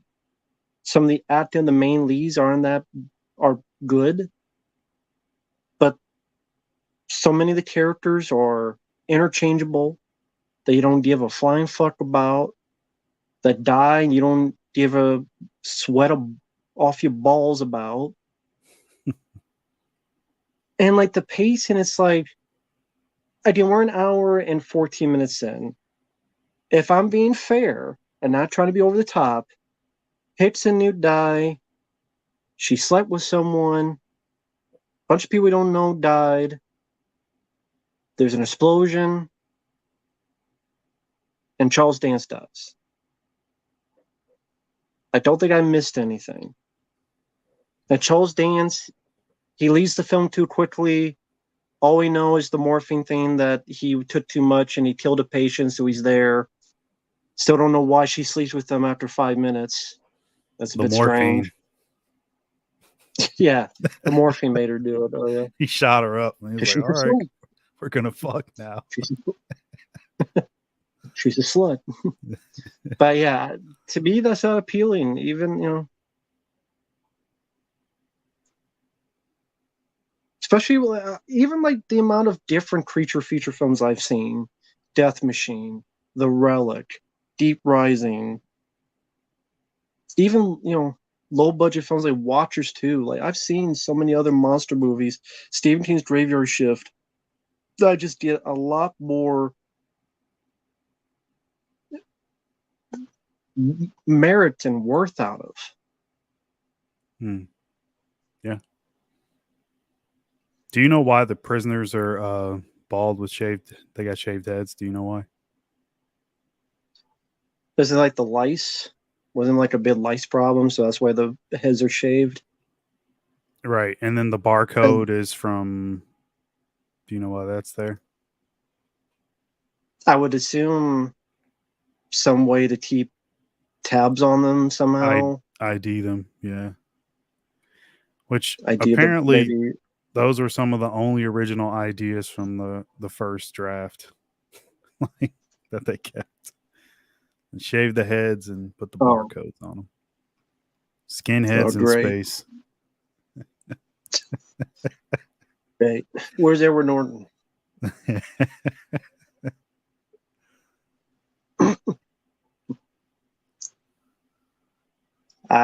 For some folks in the chat, I disagree with AVP. I think I agree with Kaiju. It is stupid as fuck, AVP. As a friend of mine called it, assholes versus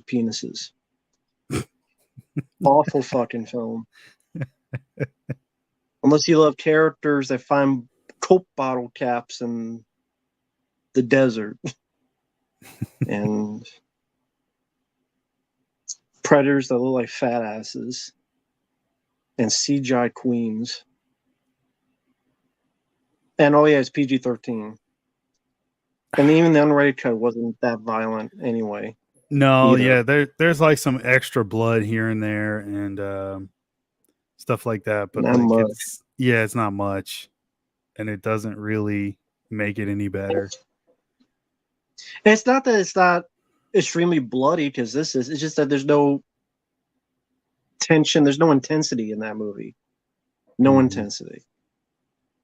Yeah, that's sort of like the popcorn movie version of an Alien and Predator movie to me. Like, it's very much for a wide audience, like to be very accessible to everybody.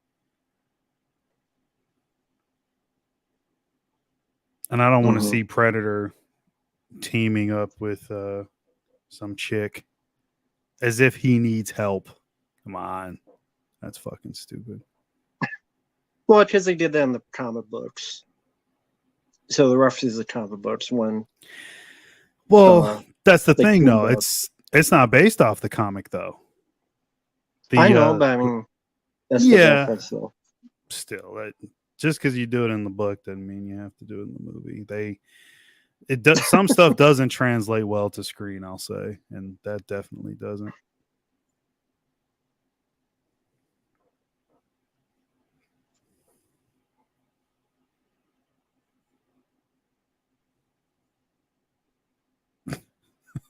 Well, here's your scene of tension.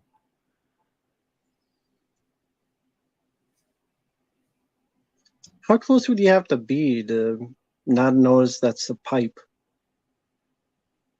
But look at it. Look how brightly lit that is. You don't even need a flashlight, and you see that pipe connected to everything else. Yeah. Like, it's so brightly lit, you could turn off the flashlight and nothing would change, and you couldn't see that was a pipe. Idea is like, well, in the first film, no, this is different.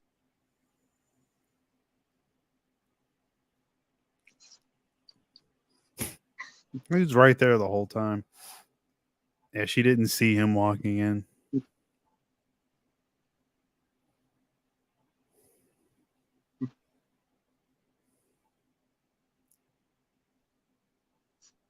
Yeah, she does the. Maybe she's that. She wasn't so busy fucking doctors. She would get her eyes checked. Maybe she needs his glasses. Give me your glasses.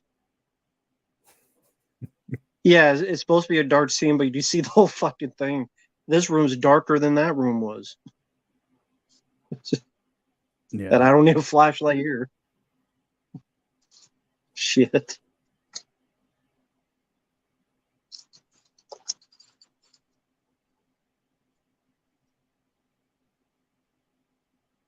Yeah, they need to kill the franchise. And they succeeded. That they did. And granted, yeah, they made more movies, but people don't look as prominent. You don't look forward to them anymore. I'll speak for myself. I don't look forward to them anymore. Haven't for a long time. You say I hate everything. I'm being too picky. I'm being too negative.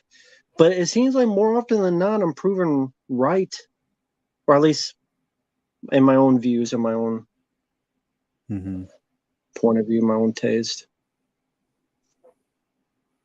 Yeah, it got resurrected, and which that movie bombed. It got resurrected and it got aborted.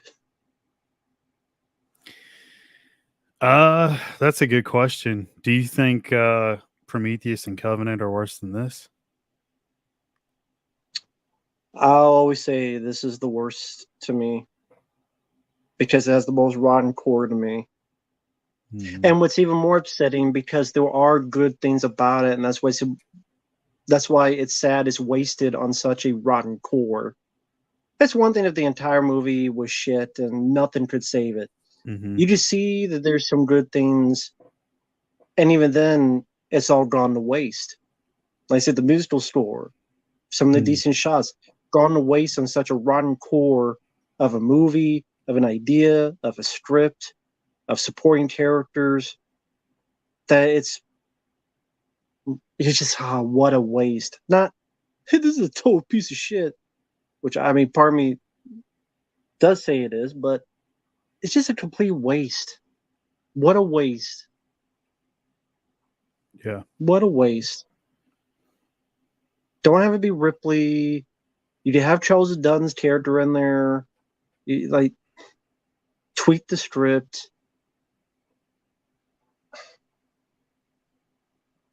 So much other stuff. What's your thoughts on them using Lance Henriksen toward the end as Waylon, like having him come in? Was that would would you say that's another Well, is he wasted thing? Wayland at the end? Like, do they say his name is Wayland at the end? I know he's Wayland in AVP, but do they say his name is Wayland? They just say he's, Bishop looks like him, but do they call him Wayland at the end of this? I don't know if they call him that. That's a good question. I don't remember if they Because I say thought that. they call him in AVP, but I don't remember them calling him that name in this. Hmm. I mean, I know the I mean, character is credited as yeah, Bishop, but I don't yeah. know if they say that.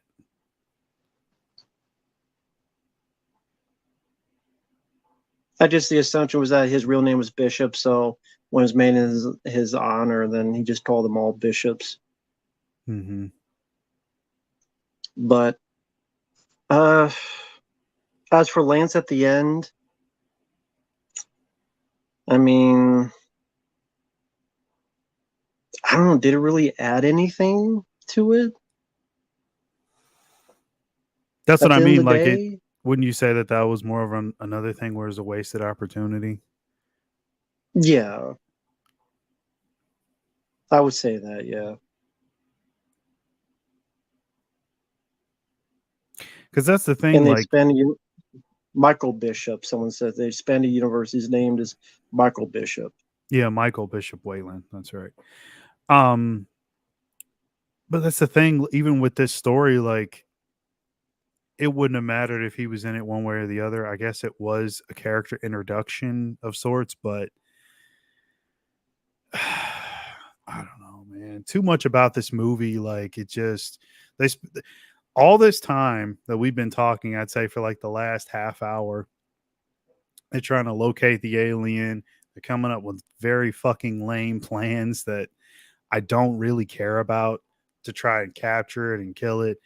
I know that that's what they want us to be into when we're watching it, but it just doesn't work. I have no interest. Like, I don't care who lives or dies. I might like Ripley or maybe even Charles Hutton's character, but at this point, like, who cares who dies? It doesn't really matter. They sucked so much life out of the whole thing. Like, it's just like a bunch of people moving around. That's all it feels like. Characters moving around. I get they have a common goal. Was that really a plot? I mean, I agree. The music here is great. I think Charles Dunn gives a really solid speech. Like he does in every movie. True, but I mean, he's good at it. If you don't get him, you He better use is. it. But Yeah. oh, He does that in you went down your knees or your feet begging. I ain't I much for begging. I See So I say, You fuck that thing. with Stallone. Yeah, Remember that one? yeah, I enjoy this. So I mean, like I said, there are good things just wasted on a rotten core. That's even more infuriating. Like the mentality of the core makes me go, "This is a total piece of shit" because of his rotten core. And Richard, I don't think this has an atmosphere like you keep saying. I don't see the atmosphere thing. Like this lighting, where everything is lit too bright for supposed to be this prison and tunnels. I don't think there's atmosphere here. I really do not. The first film, I agree.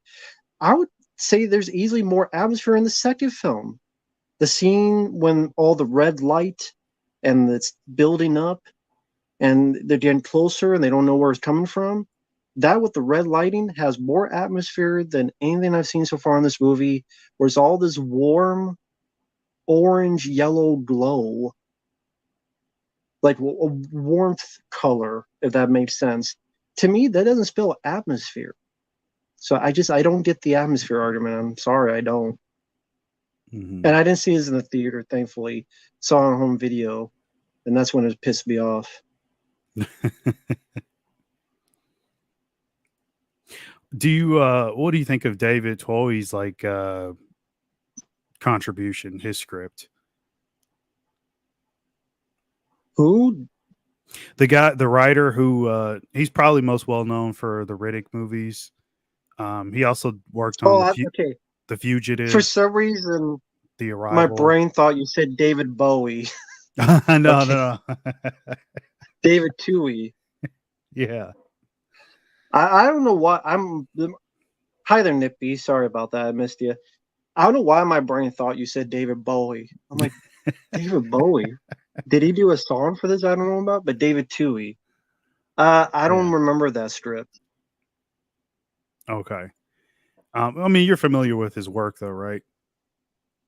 Yeah, I like The Arrival. I believe he did that. The first Mm-hmm. Pitch Black. I like that. Mm-hmm. The Fugitive And as well.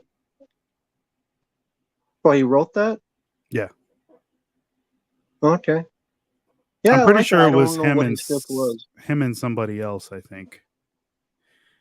But yeah, I mean, his whole thing was like the fall of like communism, Cold War analogies, turn the planet into the prison planet. I think he was probably one of the ones pushing for the prison planet idea, but there was also supposed to be this other stuff going on where it was like uh the prison within the planet was going to be used for like illegal experiments on the aliens for a biological warfare division, simply for weaponry, not necessarily like to study or do scientific research on, which was another idea. But he was trying to go more towards the weapon idea. Would that have, you think that would have made a difference had they stuck toward that? I think make doing stuff with weapons could have been interesting, but I don't it's just hard to see it just because of the way the characters are in Yeah, this, because like I you don't think know. about like the whole prison thing still, like would these characters still have been in it? I mean, I don't know. But Nippy, home video. It had to have been probably 94 because this came out in 92. It would have Mhm. taken a while back then to get on VHS. Was it November 92? It was something like that. It came out in 92. So it would have taken a while. It was late into 93 for it to come on VHS. So it was probably maybe 94. And I don't remember the first time I saw it, but Hmm. May 92. Okay, it was in May. I don't know why I thought it was November. But yeah, it had to have been about 94, give or take. Just, I know I saw it early in life. I can't remember the exact date.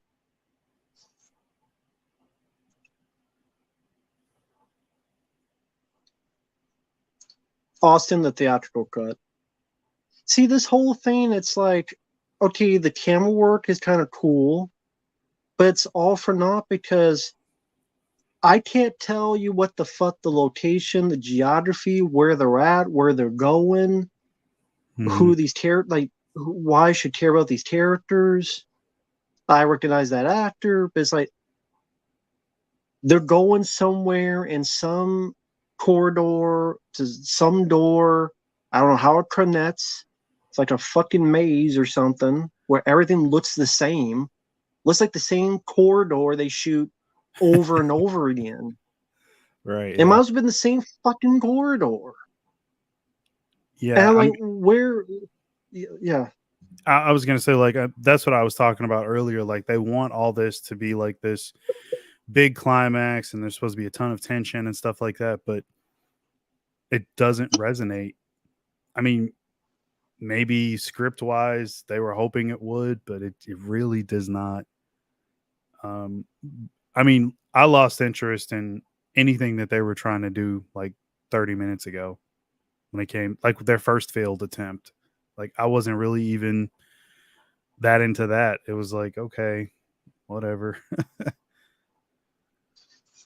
Well, Seven Wings, I disagree because I got a good idea of the Nostromo in the first Alien, especially the wide shots where you see Ripley, you see her journey to get to Parker, and then you see like her going back to get to the drop ship and these wide shots, and we're following a singular character, so Mhm. it's more easy to understand instead of following like this and this and this and this and this person, and each background didn't look like the exact same.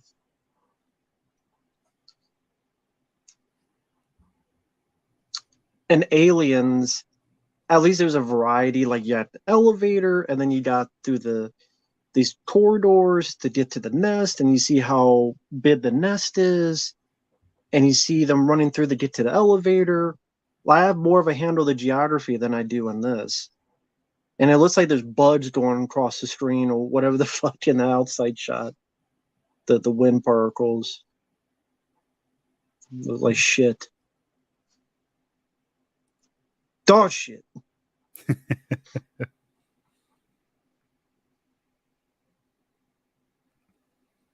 So I got more of a handle of the geography in the first two compared to this one. And maybe because you're not like even it made at least as with the carriers grouped in one setting. It's okay, they're in this room with the red light. Then they go into the air ducts. Then we follow them. They get dropped off, and then that's where New falls down. Like I'm able to follow this journey where it's like, are they on the left? Are they on the right side? And like going all around, and somehow they get back out here. And like I say, it could have been shot in the same fucking corridor. You would never have guessed it. You would never know. To me, Mhm. that's not exciting, especially for characters I don't give a flying fuck about. I know I keep repeating that, but it's who's that guy who died? That was the one guy with the one thing.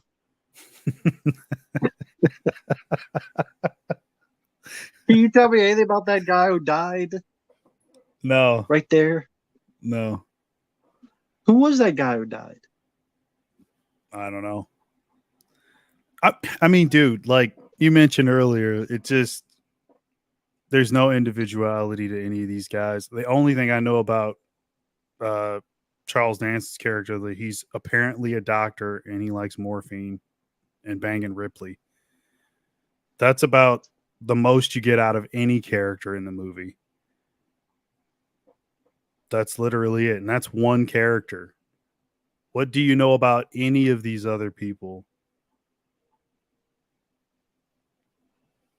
Even like personality wise, or even like little moments. And Fred, no, I've seen nothing canon about why there are A's on the Sulaco. You can only think of fan theories. I've seen nothing canon. And I remember when Mike was in here, he mentioned Mm-hmm. Alan Dean Foster. Mm-hmm. I think it was Alan Dean Foster. Like there's a story I remember about him not liking, or either not liking or not wanting to write the novelization of this because he thought it was a bad idea. I wish I could remember it because he wrote the novelizations of. I think he did do Alien 3, but I remember he wasn't big on this. I don't blame him.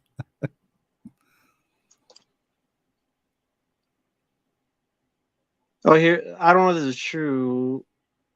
Uh,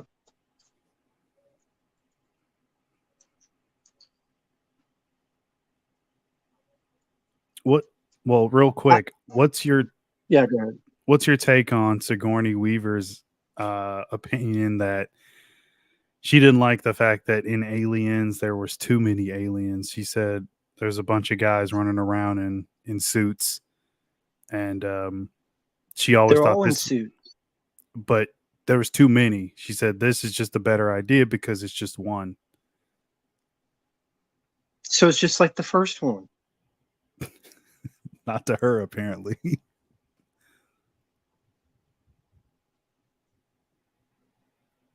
And there's nothing scary in this. Especially when it's lit so bright, you see every fucking thing. My room is darker than this movie. Yeah. That's one thing they all talk about in the like once the film is finished. They all say like, yeah, we like the movie and this, this is good and this works so well. And I'm like, where? I'm I have to think that maybe they're a little biased because they're in the movie in a way and they just didn't want to shit on it or something. Even though I have seen actors shit on movies that they're in. But like, Yeah. you can't really think this movie's good, man. Come on. Yeah, there are people that do. Teach their own. Okay, this is Alan Dean Foster. He wrote the novelizations. He says, I didn't do Alien 4 because they wouldn't leave me alone. I had done the first two. I did the third one. I thought the third script was too dark. I thought that killing the little girl takes away Ripley's motivation for living too. So I fixed a lot of stuff. I did motivations of histories for all those convicts. But Walter Hill talked to me and he said, take all that out, write the original script. It'd be a much better book. Instead of writing a letter saying that I did the first two and James Cameron was happy with that, I threw all the original stuff I did out and just did what he told me to. That's why I didn't do Alien Resurrection. I didn't want to go through that all over again. And usually they leave me alone. And I don't think he did like a novelization for like 10, 12 years after Alien 3. Because he did a lot of novelizations back then, but after that, it's like, because I don't blame him. Yeah, Sawyer Weaver did Alien Resurrection. They had multiple aliens. That's true. So I guess she was fine with that. Yeah, she's okay with that. It's probably a bigger paycheck. It's like, is what it was. Just like I don't want to shoot guns, but she shoots guns at the end of Cabin in the Woods and Cold Light of Day with Bruce Willis and the end of that movie Paul and about 4 other movies you can mention after this. But she doesn't like guns. No. Guns are bad. And why would we give a fuck about this guy who's like the worst guy and he's the only one that lives? They like want the you to worst care. guy and he's the one that lives. Why would I care? Because he makes it to the end. You always care about the person that makes it to the end, right? Sure.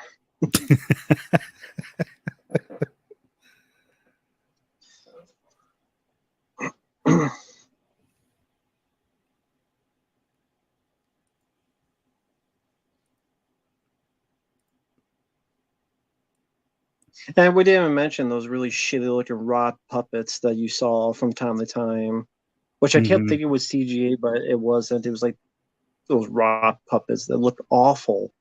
Practical, like, suit, sure. The rod puppet looked really fucking awkward. But then they use the blue screen as well. So that they can pull out the rods in post. And put it wherever they want it. Yeah, sorry. I was saying, Richard, if you need to read a book to make a movie better, then it's not a good movie. But I mean, he wanted so many things with the creature, like running on the ceiling, running on the wall. And I don't find myself agreeing with critics very often, but I think that was Roger Ebert who said it makes no sense because the creature can clearly outrun, outjump every character in the movie. So why isn't the movie over right away? Because they're being chased, but you can see clearly that it moves. It's got better reflexes.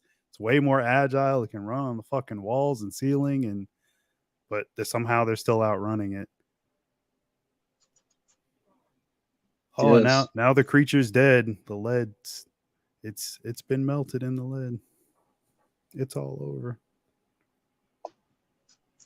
Yep, the worst guy lives subverting expectations, which people say that all the time to, when have I heard subverting expectations? Oh, Star Wars The Last Jedi, another piece of shit. It subverted expectations, and look how helped kill Star Wars. Congratulations. Oh no. Thank you, Bobby. I appreciate it, man. If I did a Let's Play in reverse, if you beat the game and then you rage quit, I probably have done that. I probably beat the game and then I'm like, fuck this. And I still rage quit. I would never play it again. That was Daymare 1998. That was that one. So I did that already. It's called Daymare 1998.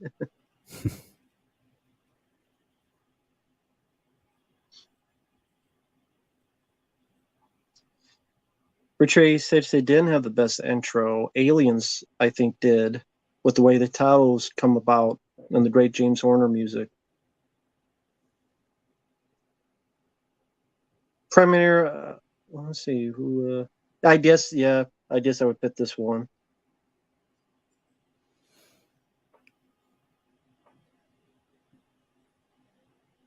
Yeah, good music. Again, I'll give credit to Elliot Golenthal, who I think did Demolition Man after this, and mentioned that before. Deserves a better. You know what? I've seen people do fan movies of Alien Isolation where they take the game and they make it into a movie. Mm-hmm. And they use score from this movie and it works so well in that.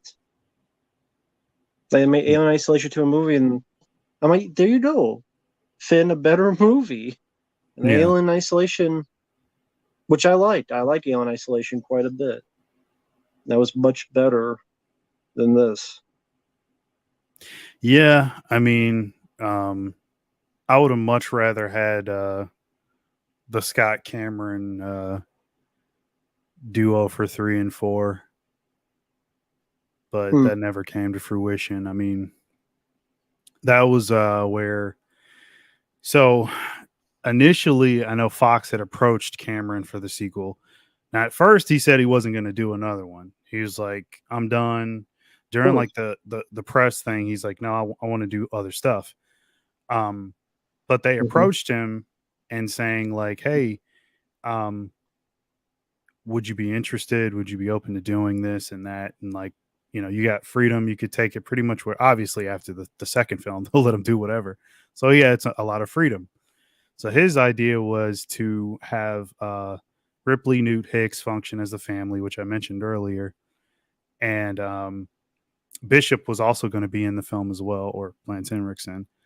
And he was going to have a whole storyline where Bishop had suspected that he had been tampered with later on to make him more dangerous, and he was going to follow something with that, and then have the whole Wayland thing be a bigger part of the third film. But his idea was that he said if they could get Ridley Scott to come back in for Alien 3 so that he can go off and do something else, that he would come back for Alien 4. But Ridley Scott didn't want to commit to Alien 3. And then, by the time they wanted to start production and all that, everything just moved forward and it all just fell apart. So he was going to do the fourth movie at least, and he had like his whole outline of what he wanted to happen for 3. But timing wise, but see, that's the thing. Like Ridley Scott didn't want to do 3, but he did Covenant. Like, I don't get it, man. Like, you can come back in. Hey, you get older. You need more paychecks now because they're not knocking on your door as often. I guess so. You think he needs that enough retirement fund? He's got enough money by now. I don't know. I see what some of these guys do. You have to wonder. All too much indulging in hookers and coke, or what? Like, why is Arnold being in films like Killing Gunther? For those remember that movie. I see him talk about stuff these days, movie wise and TV shows or whatever. It's like he really believes this stuff is good. I don't think it's all just like PR moves. Who? Arnold. Oh, okay, yeah. Like he genuinely believes that the stuff he's doing is like really, really good.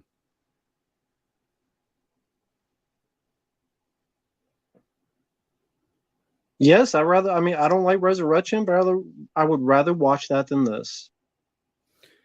Yes, Richard, I do like Resurrection more. That's not saying much, but as I stated earlier, I got at least in that there's people I could get behind as actors. And I like the idea of them like a you know, a space crew, if you will, just going around and selling humans as cargo, and then what they do it for in that movie makes sense as to why we get uh, a plot with where we have a bunch of Xenos running around.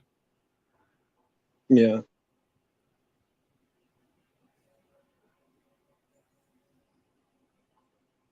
Oh, there's the queen. She's birthing. Mm-hmm. And she just disappears. Yeah, Great composite. Just fades away. that's right.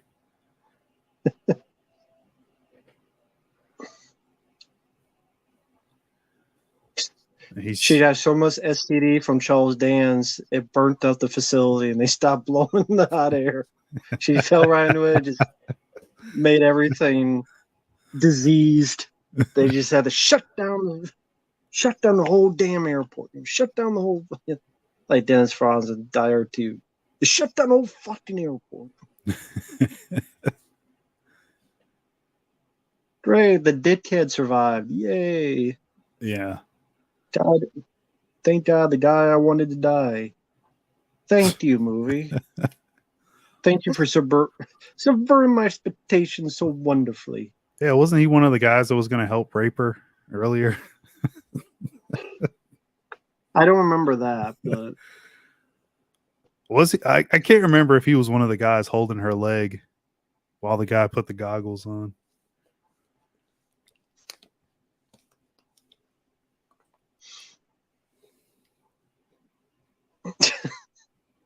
that would have been hilarious. She gave the thumbs up as she went in, like Arnold, yeah. That would have been. But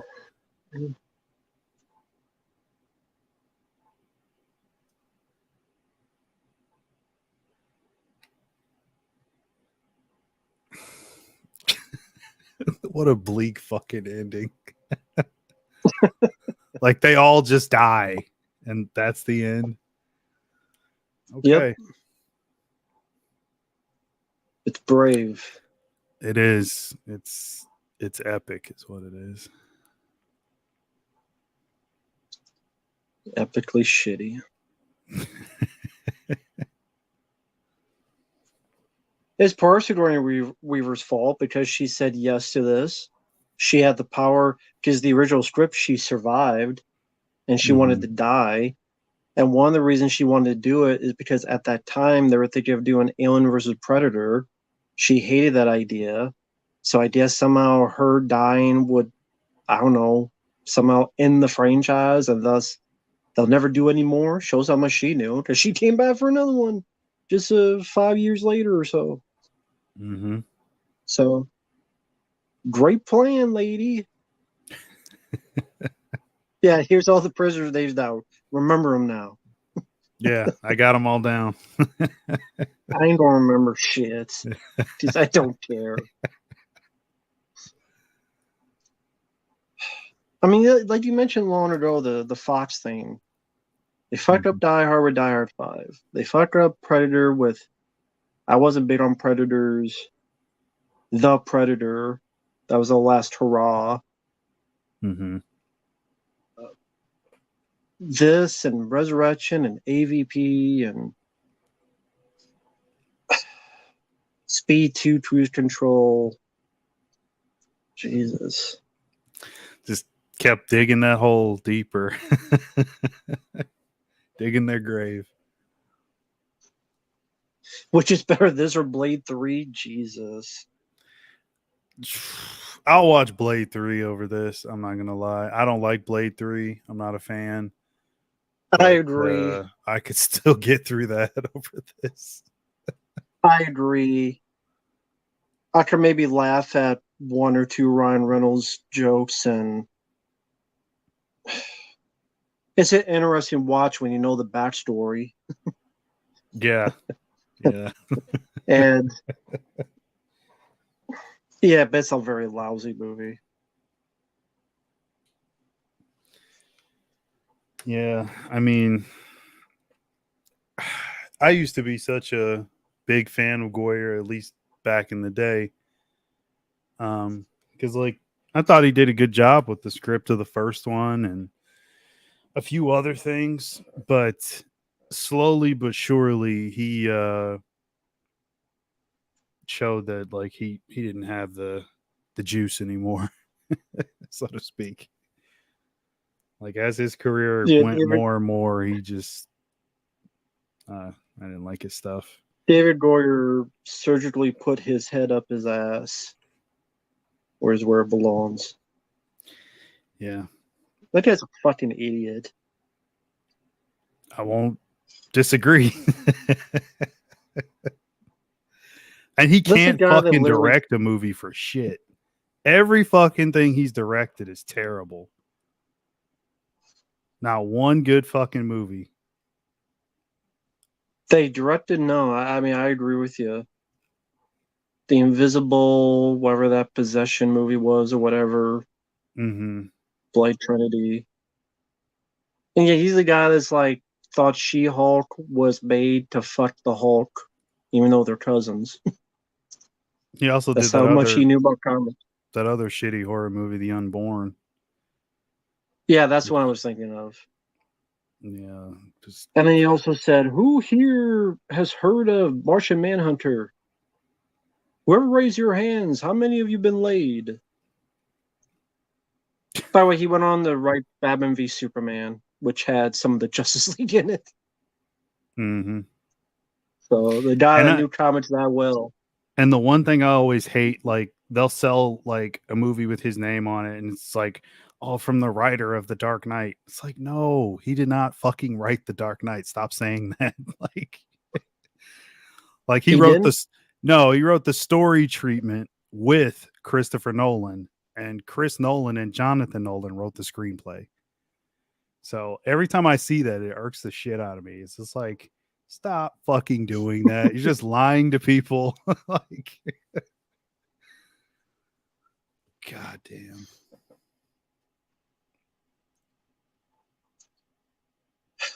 Well, there you go. Thank you, Predminator, for the request. Really appreciate it, man, for your kindness. At least it was fun to watch this with someone, so it made it at least easier to digest. Yeah, that it did. It was a little bit easier. Oh God, no, Nick, no. Let's. I don't want to think about if Goyer had anything to do with an alien movie. He don't need to touch any more sequels. He wrote Crow City of Angels. Just think about that. Like that's one movie he wrote by himself. And look at that movie. Oh, yeah. No more I almost sequels. forgot. Yeah. I think everybody forgets that movie exists. I hate too many movies. Yeah, you missed it. We're done. We watched the theatrical cut. And I will probably never see this film ever again. Was that your last watch? I mean, I don't see any reason to do so. I guess, yeah, we got the commentary, so it's not for a commentary. I reviewed the film. I would have no other reason to watch this, so I guess maybe if it gets requested again, yeah, I guess if someone requested assembly cut, I guess that'd be the fucking. Oh no, God no, I guess that'd be the only fucking way. no. You don't want to do that to yourself. Richard, at least those awful Steven Seagal films I can laugh at.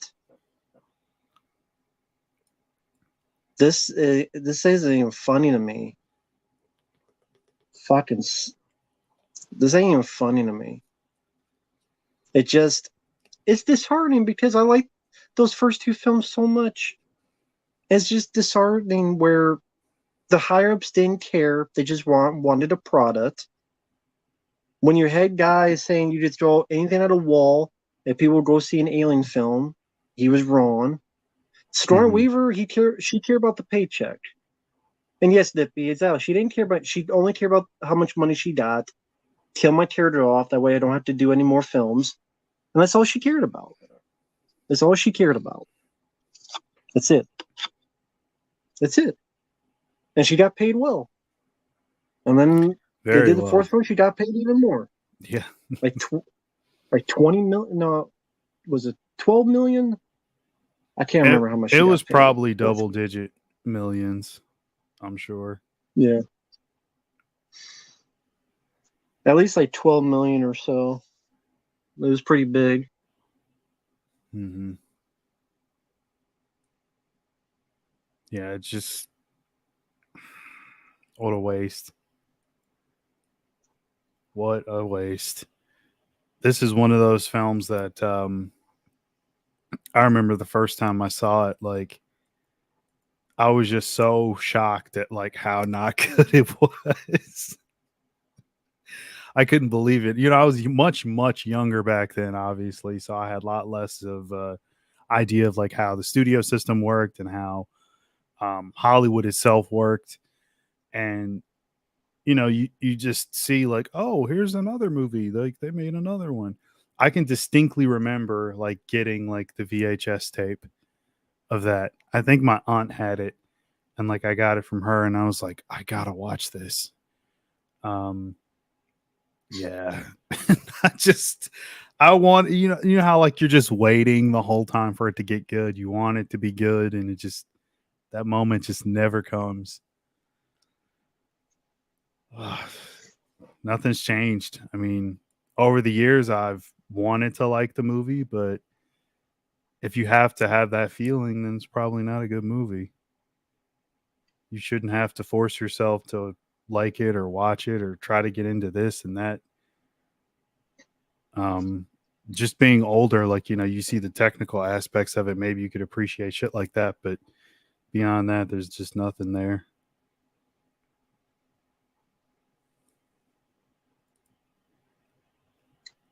Yeah, I mean, what I'll say about the film, in all seriousness,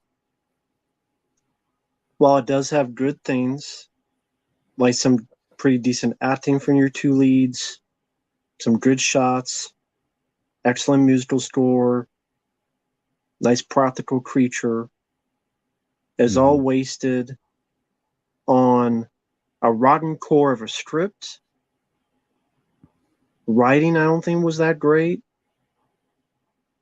For the 80% of the cast, forgettable, mix them up.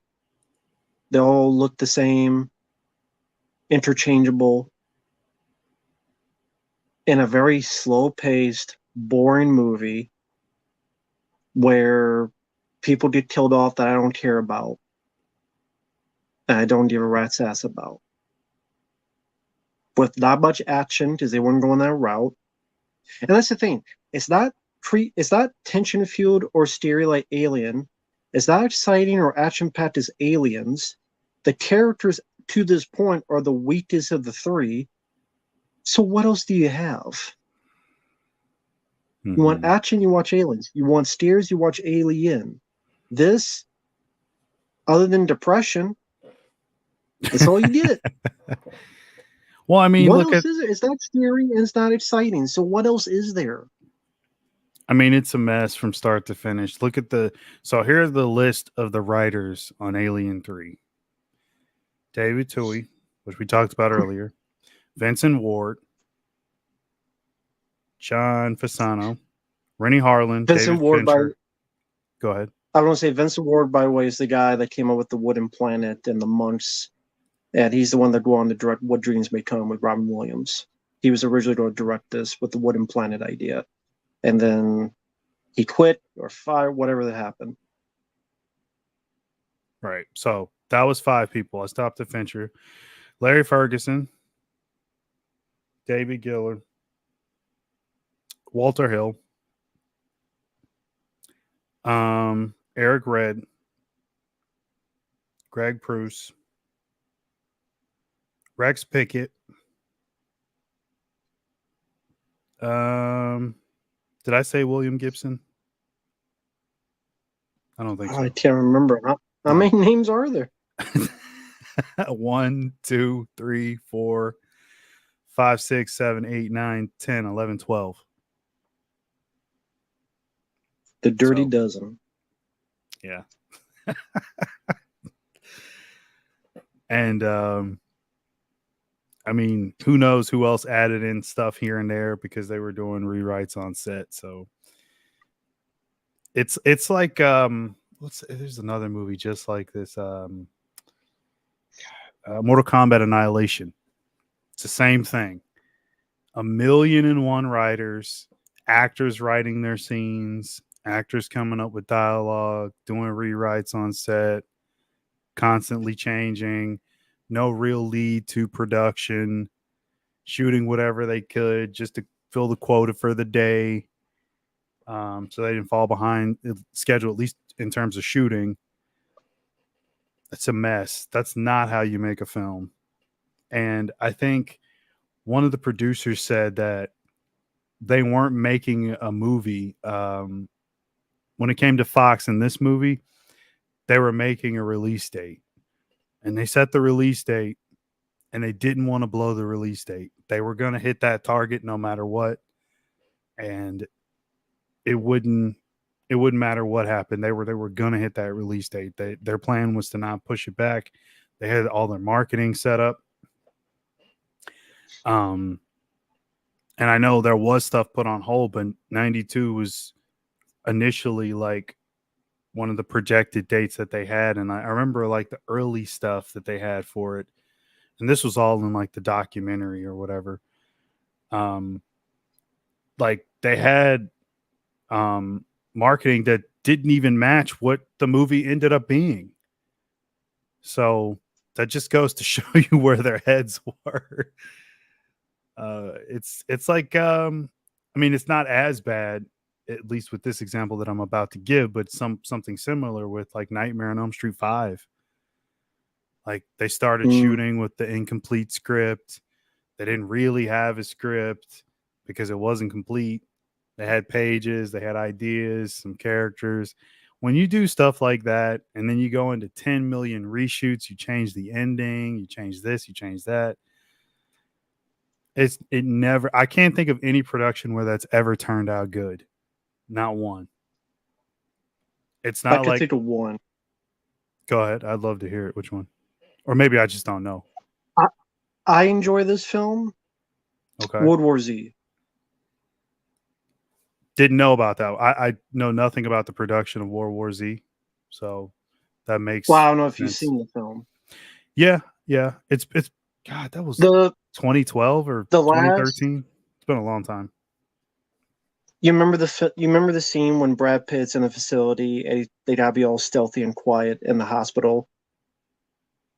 That entire bit was a additional photography. It was a completely different ending where his wife was hooked up with another guy because he was forced to because they were kicked off the ship. Okay. And then it was him trying to get back to Russia. And you see like a little bit in the victory montage where it's like people in Russia or wherever like pushing back, and I don't forget if it was snowing or something. But it's like Brad Pitt finding out after the plane. I don't know. The plane crash might not have been part of it either.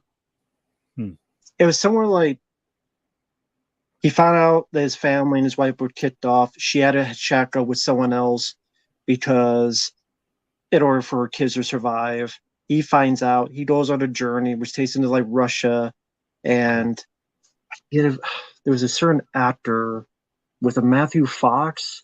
Someone else had a much bigger part, and it was like him dealing with like all these people and riding against all these zombies. It was like this big like battle back and forth, and they realized it just didn't work because it just wasn't as exciting as the stuff you saw before, and also the stuff with the wife just seemed a bit I don't know, iffy. So it's like, well, let's go.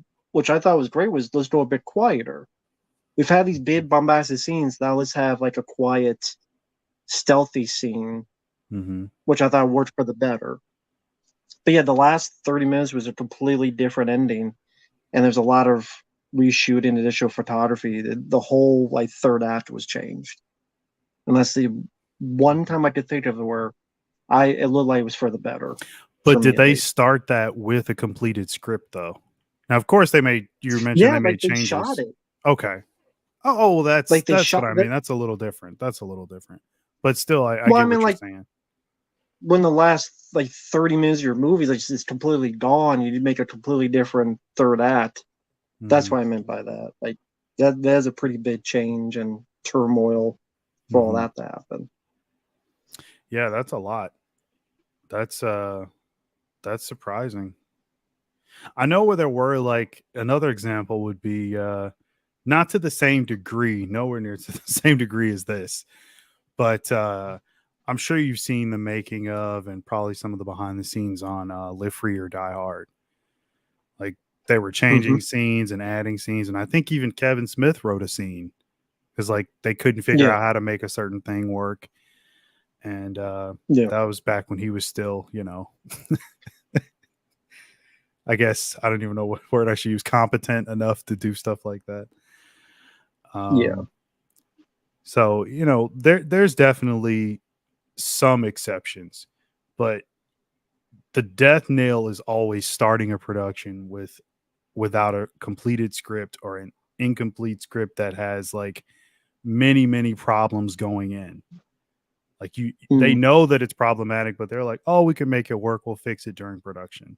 No, like your director has to have like clear cut goals. Like you, the script is the target. The director has to hit it, and that's what matters. Like if you don't have that work, like then you're setting somebody up for failure. And I mean, how could you even put like your actors in a position like that? I mean, they're putting their careers and their livelihood to a degree in the hands of the director, and then you're basically making him start a film with his hands tied behind his back, like and a blindfold on, and then somebody's in his ear telling him where to go and what to do, but with very limited, ability. It's just But fucking it's crazy. people would say they're getting paid. That's what people say. Well, they're getting paid at least. Yeah, I mean, but how much is? I mean, that's not going to be your only paycheck. You got to think about what's going to happen after. Now, I do know some people, like even Michael Bain admitted this in that podcast, the Michael Rosenbaum podcast, that he did that. Like he did movies for money, and it wasn't necessarily that he wanted to, but that's what he had to do. I know he had his stroke and all that stuff, um, Mm. and he had some problems, but man, like you got to look beyond just the paycheck right then, because your next paycheck is definitely going to be contingent upon what you're doing right there and right then in the moment. What you're working on currently does matter for what you have in the future. There are plenty of movies that people do and they just do it probably because of the paycheck, and the movie turns out to be shit. And look at their career after that. Like, and they might be good actors, but you're putting so much of your faith as an actor in the filmmaker, or hell, even in the studio. Like they're supposed to be fucking professionals, and they're going in and doing shit like this with Alien 3.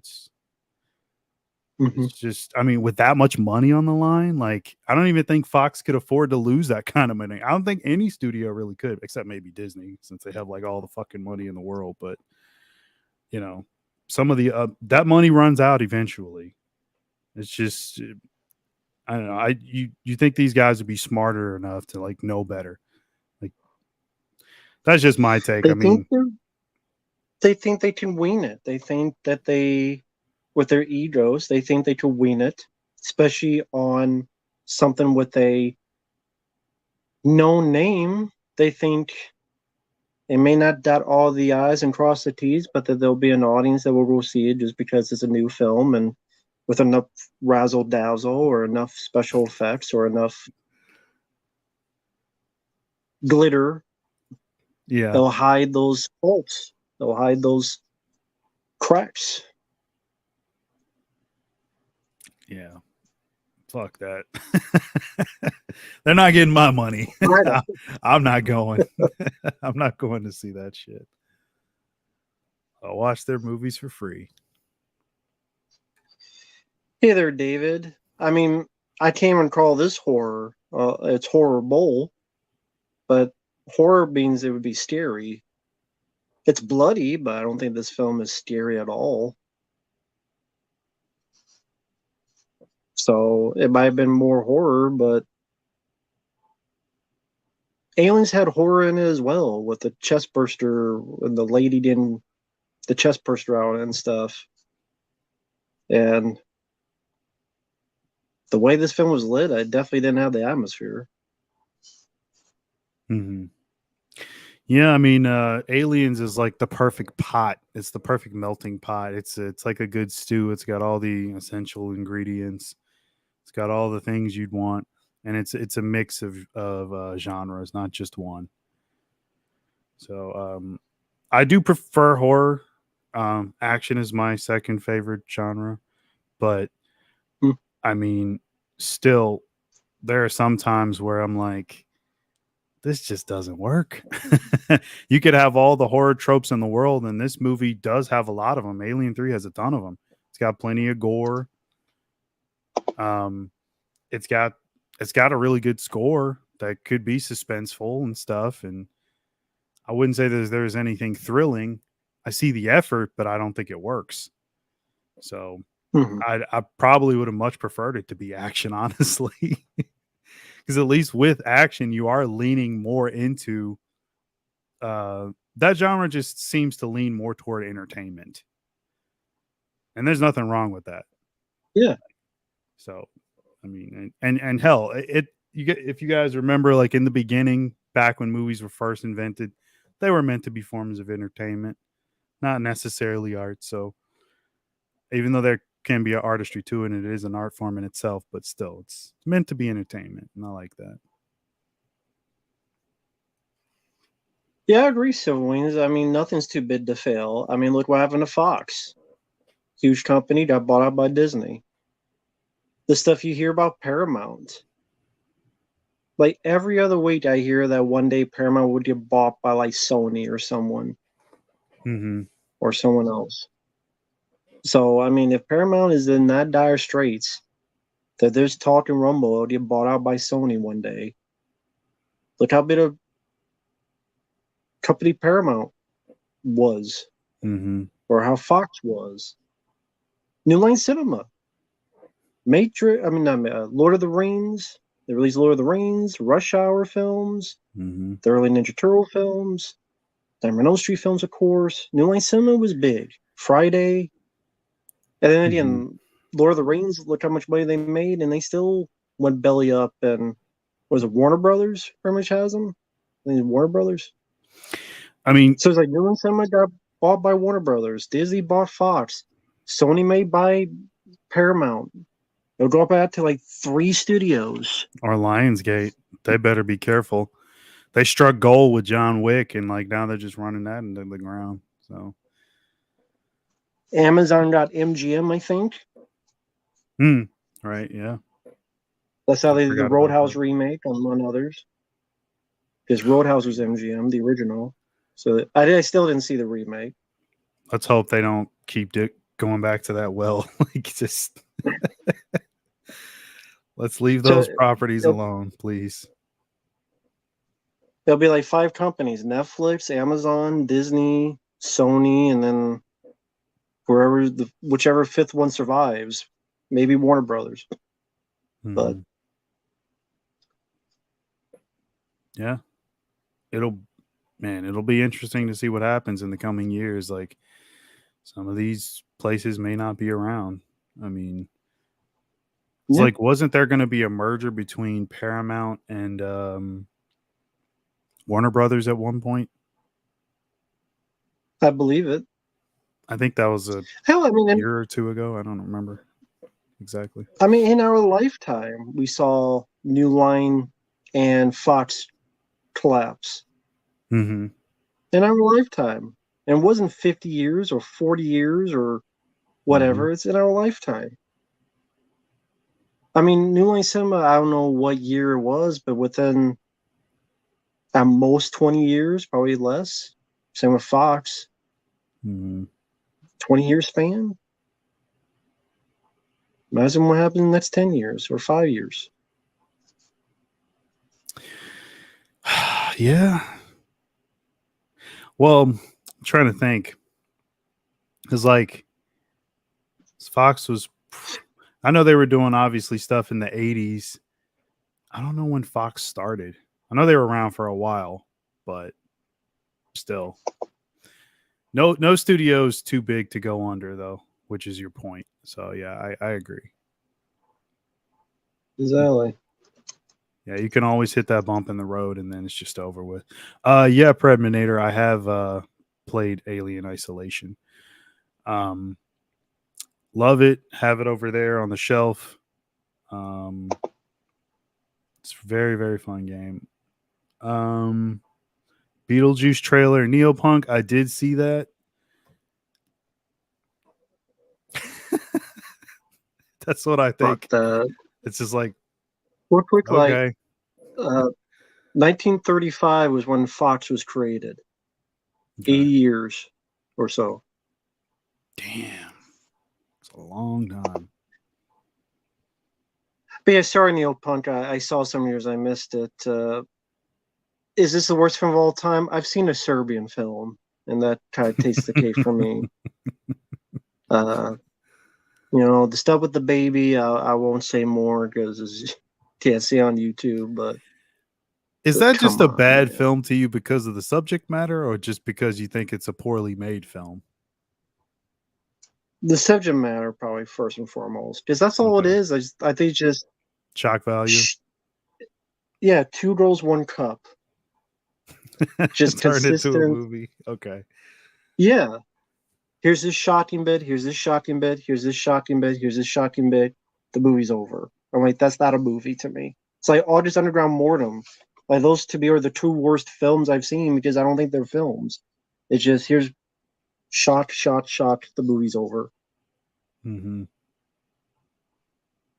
So thank you, Ian. I appreciate it, man. I'm glad you enjoyed. Yeah, thanks. Thank you. Glad you enjoyed it. I did see the Beetlejuice 2 trailer. That was dog shit. Oh. I hated that trailer. You're not. No, just seriously. Like, I saw the second trailer and it's like, okay, a lot of references to the old, including him showing the face, but we don't see the face and scare someone. Throwing the thing to make someone's mouth a female mouth, shutter trap. Like did the Gina Davis here, does it the Winona Ryder. And Michael Keaton just looks like someone's drunk uncle in it. I don't know about Beetle. He just looks like he looked like someone's drunk uncle that just stayed too long after the party. And that doesn't look appealing to me. Great, here's that drunk uncle again. He had too much bourbon. Oh man, that's not appealing to me. And it's lit like a Netflix or like maybe not as bad as the Munsters, but it looks like it's lit like a Netflix movie or something.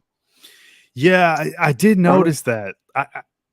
I mean, I guess that's got to be a style choice for Burton, but like it did have a very like not cheap feel. It looks, I don't know, it's a far cry from his original stuff, I'll say. Almost like I don't know if Stranger Things or like that's why I keep like Netflix, like that type of some of those movies also on Netflix, like the way they're lit. Yeah, I don't know how else to put it. It's a made for TV movie. So maybe it does remind me of the Munsters, the light in that movie. Yeah, they all got the same like lighting crew. That's why they all look like that. And hey there, Joe. But sorry, I interrupted you. Go ahead. I interrupted you on that. No, I don't. I'm not gonna go see that, obviously.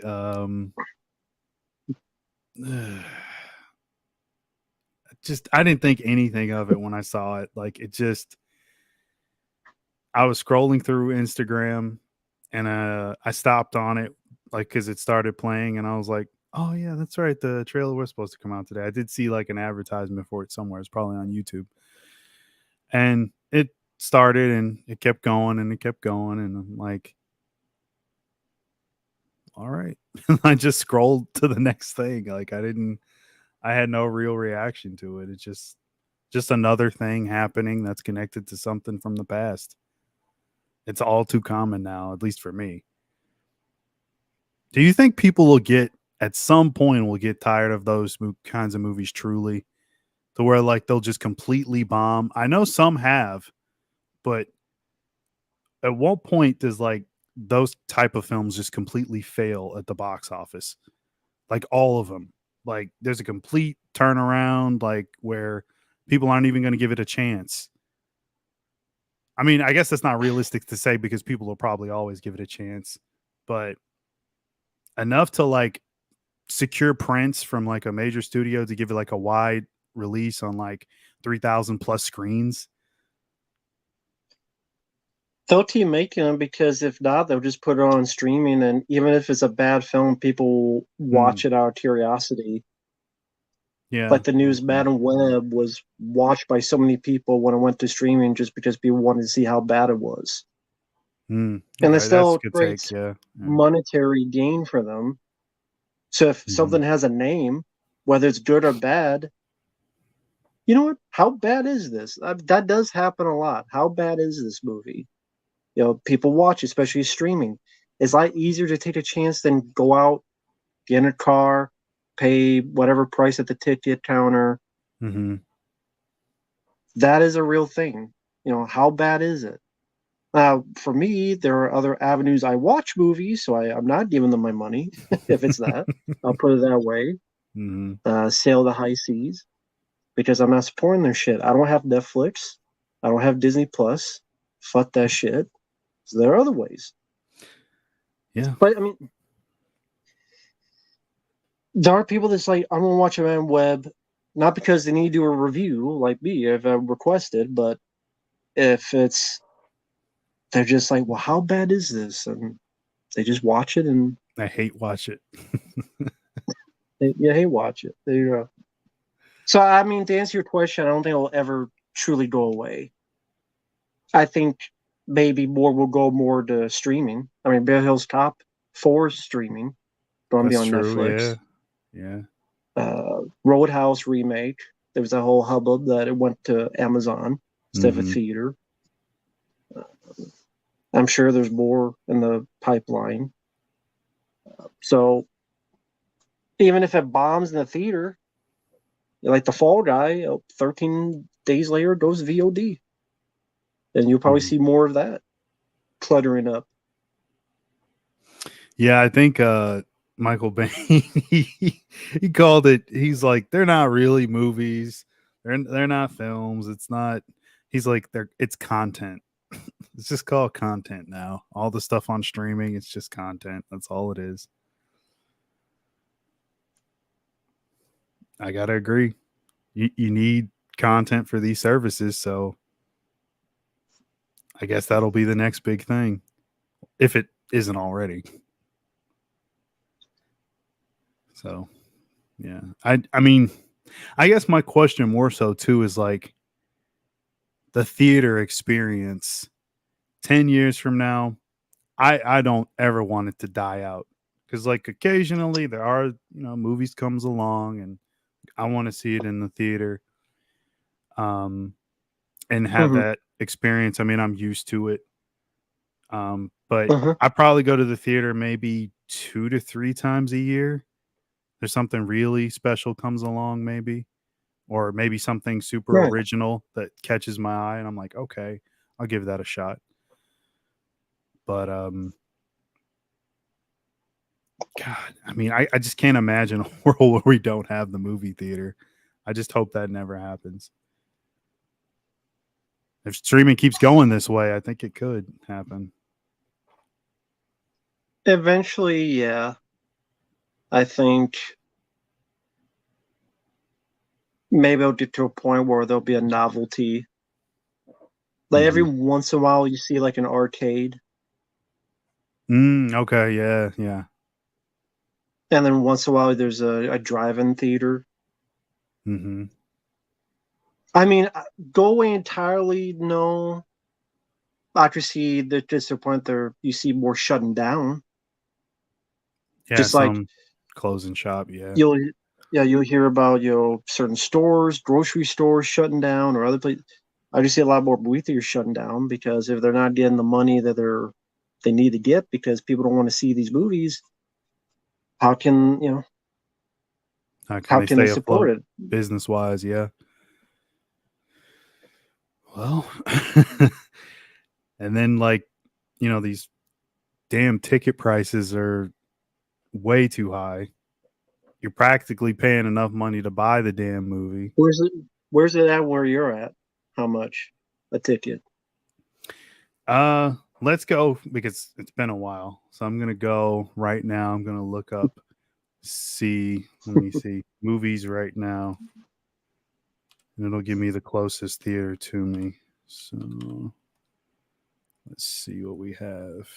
Well, there you go. So it's been a while since you've been to a theater because nothing really intrigued you to go see a movie in a theater. I mean, yeah, there's time Mhm. as well, but it didn't sound like there was anything recent that like I need to see this in the theater. Not really, no. And that's how a lot of people feel, and that's why box office is down because I'm not going do you am I going to go to theater and see Beetlejuice 2 or Twisters? No. Hmm. Maybe I'll make some money, sure. Just people are bored and hey, it's Friday, Saturday night, let's go do something, but I'm not. Okay, I just clicked anything. Strangers Chapter 1, the new Rennie Harlan masterpiece, is it's $15 essentially. Mm.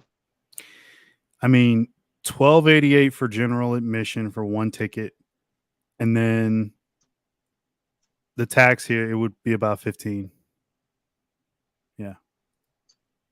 That's probably cheaper compared to other people. I'm sure it was a lot more for other people in other parts of the country. Yeah, I can only imagine. I mean, to me that's still a lot though. I mean, $15. Like, Yeah, I might as well buy the fucking movie. That's basically what I'm doing. And then, exactly. if you go with somebody else, let's say you and your friend go, or hell, you go out on a date. That's $30 for two people. Don't be cheap 45 on the date. 45 for three people. Like, Yeah,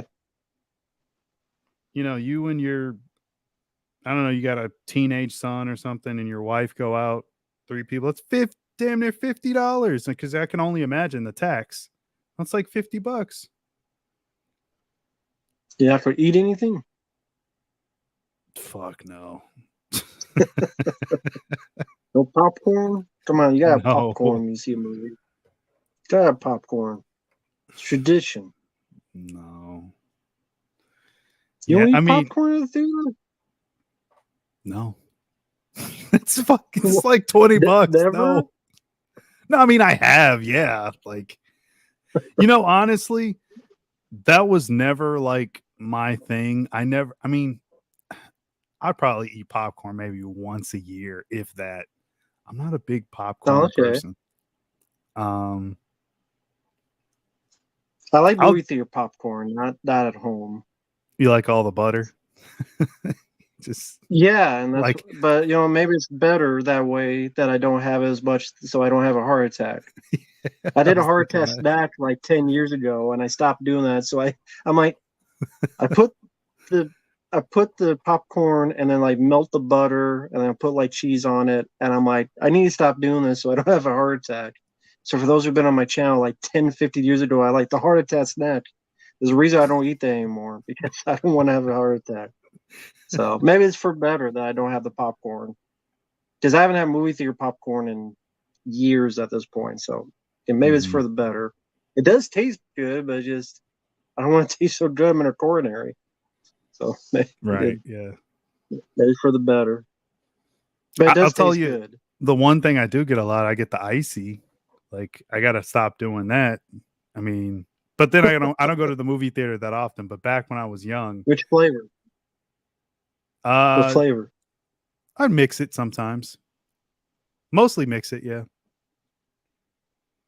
Okay, so like Encino Man. Yeah. Wheeze the juice. That was in the juice. Exactly. Nachos. Nachos. That's what I do. If I Okay, go and I eat anything, it'll probably be nachos. I haven't had nachos in like 20 years. I remember liking them. I just haven't had them in like 20 years. Yeah. I mean, you could. Well, now they've got the pizza. Um, you get your little Pizza? Really? yeah, dude. They have all kinds of shit at the theater. Like, there's a theater like What, 5 minutes did from you here. carry the whole damn box of pizza with you and put it in your lap or something? No, it's like a small like personal pizza. You get like 4 or 5 Oh, slices off of it. It's not, and they're okay. not big slices. Um, Well, what's the point then? It's a ripoff. You go to that, Little Caesar, get a $5. yeah, That's the exactly. point. I get it. That's the point. That's the point. Yeah, That's somebody in why the just hold that's the on, point. who was that in the chat? Somebody said $12 for popcorn. As a comment moved, Yeah, but yeah, $12 for popcorn. Den's. Don't forget the popcorn, like $12. That was Den's. Yeah, fuck that. No way. I remember So you like you said, yeah. So go ahead. we No, go used ahead. to. I think I mentioned this on like a stream on Dead Pit when we were on there, and I think I said like I would take my own stuff into the theater because the shit that they would have would be so expensive. And I'm just like, no, I'm not paying for that. I'll just bring my own shit. And then I got a large variety of what I want, not what they have.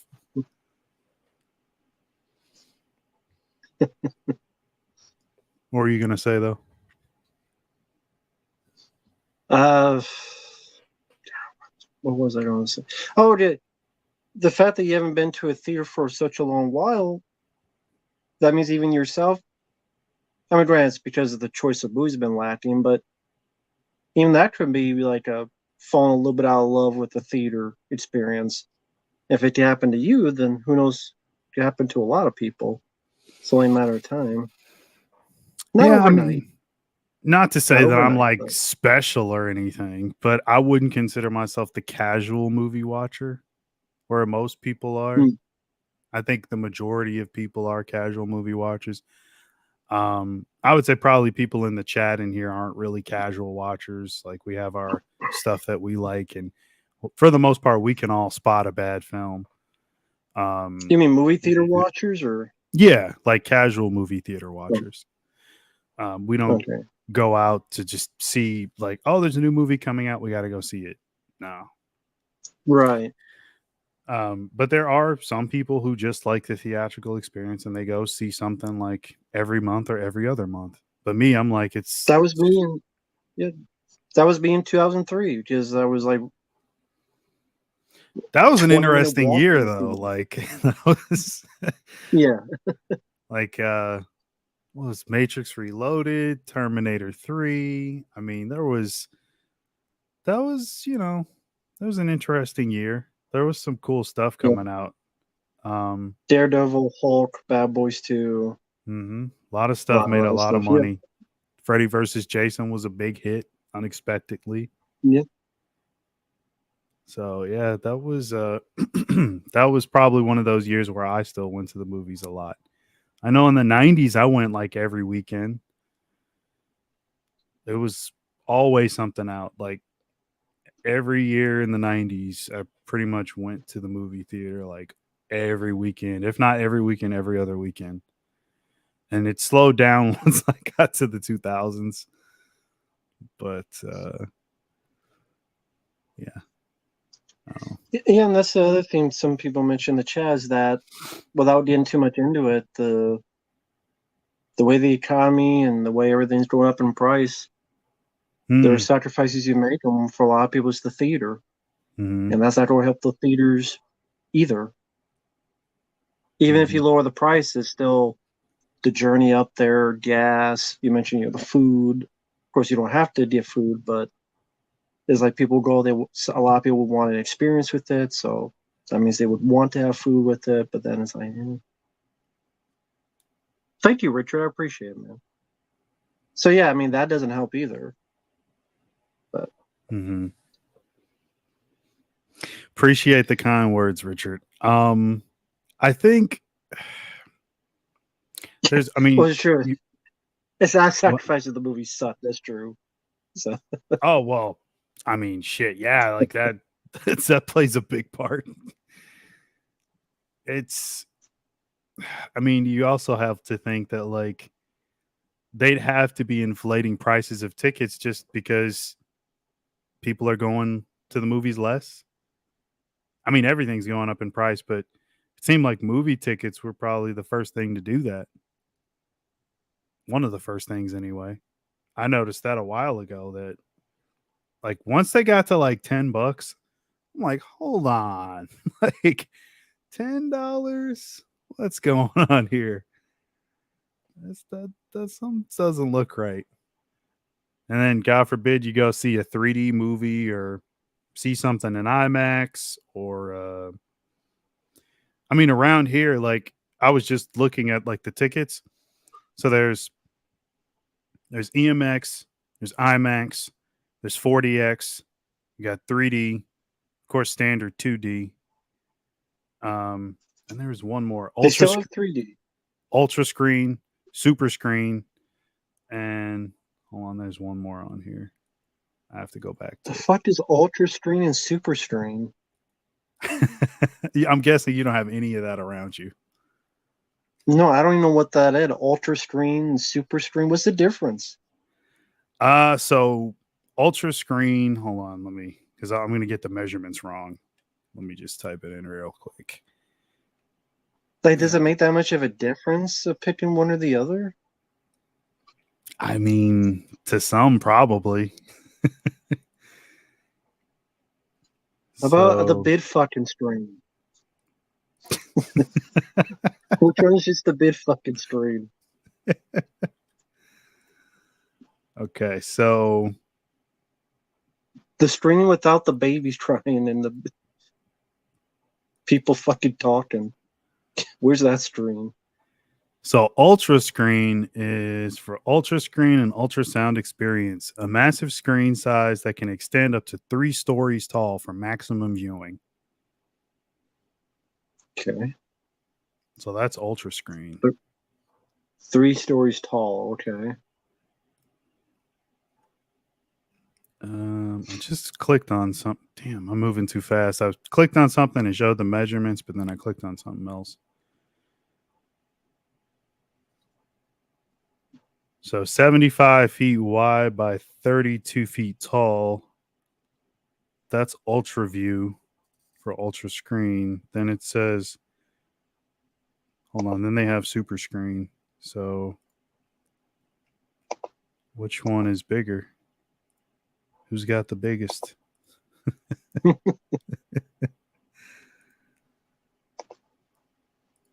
Ask her, not me. So super screen. And then you have, I know 40X is pretty wide as well.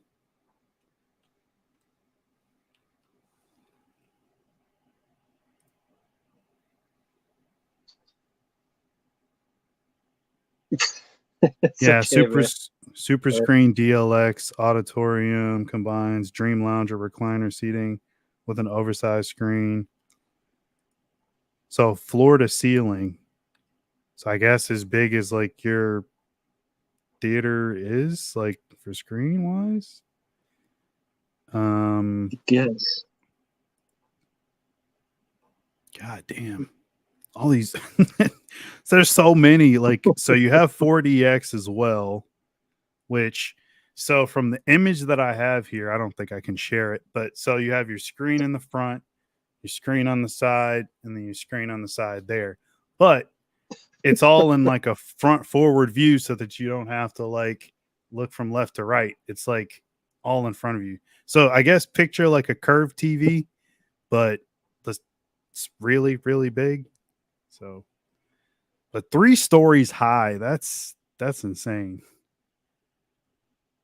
I mean, Yeah, well, apparently having all those goddamn screens aren't help, but just people aren't seeing the fucking films in theaters regardless. So ultra exactly. screen, mega screen. Hey, Uncle Bill, I thought you were doing a stream. I guess it ended already.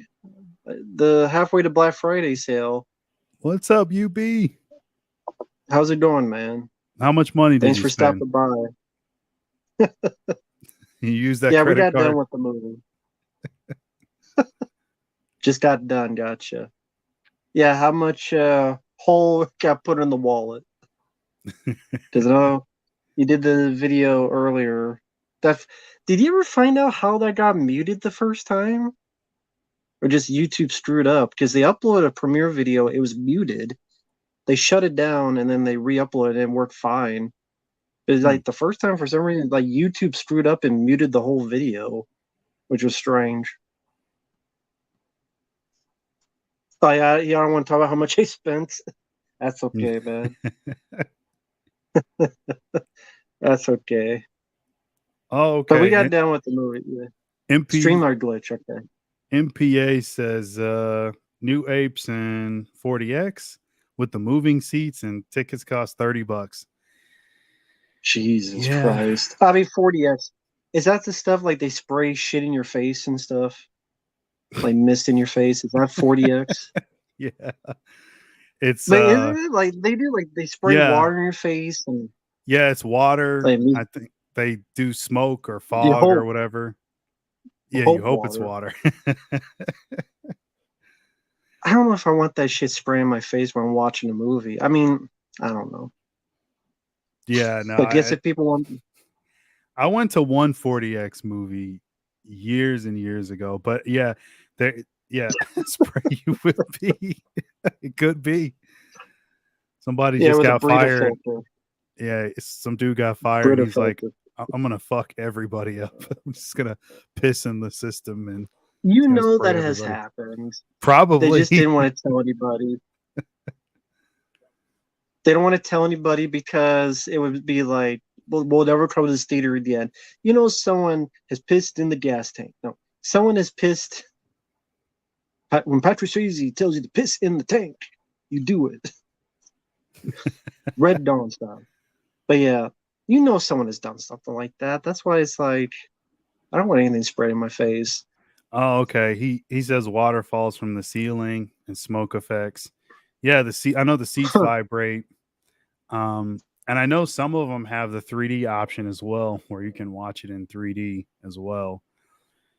Um, and then like I've seen the Okay. one where like this was a clip where like the ceiling was part of it too.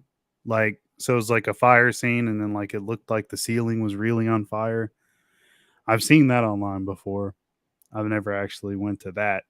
I mean, again, it's been a long time since I've gone, so it's probably way more advanced now. This was like over a decade ago.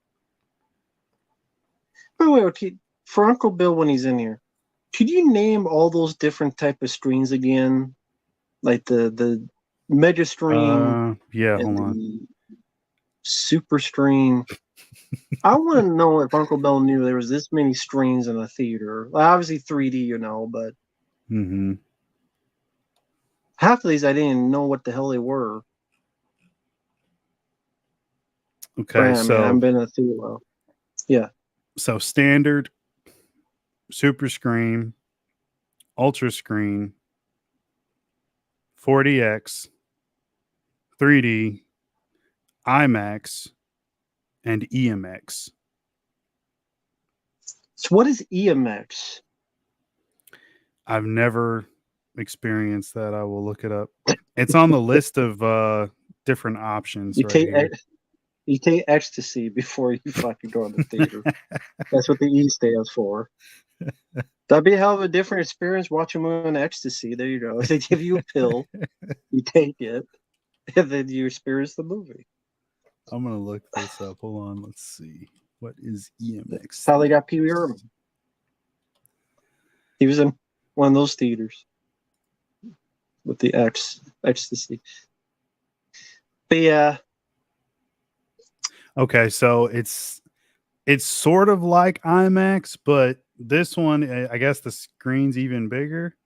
So Dolby Atmos sound, state of the art 4K projectors, laser projectors, uh, power reclining seating, and all showcased on wall to wall screening. So I'm so not that sure if has all that's that. I'm not sure if that's That vertical or horizontal or both. Maybe I don't know. so that has all that, but then the other one is like 3 stories tall. I'm like, Take your pick. You got options now, Matt. I probably didn't. No one's seen these films in the theater, so it probably didn't fucking matter. They have 6, 7 options. You're making more options than people in the theater than nowadays. Yeah. But yeah. I don't even know if like all that's. Oh, here's another one. I'm guessing this is probably What? just one thing. This just popped up. It says Dolby Cinema. Let me Hmm. check to see what that is. If that's anything different. It's like Does it they're have a big all fucking screen? possibly. Let's see. That's all you need. Just a seat that's Okay, comfortable and a screen. it just has the advantages of your 2D viewing on a normal screen with Dolby Vision, like they have at home for like uh 4Ks or whatever, and then you have Dolby Atmos audio. So yeah, Christ. I think that's it.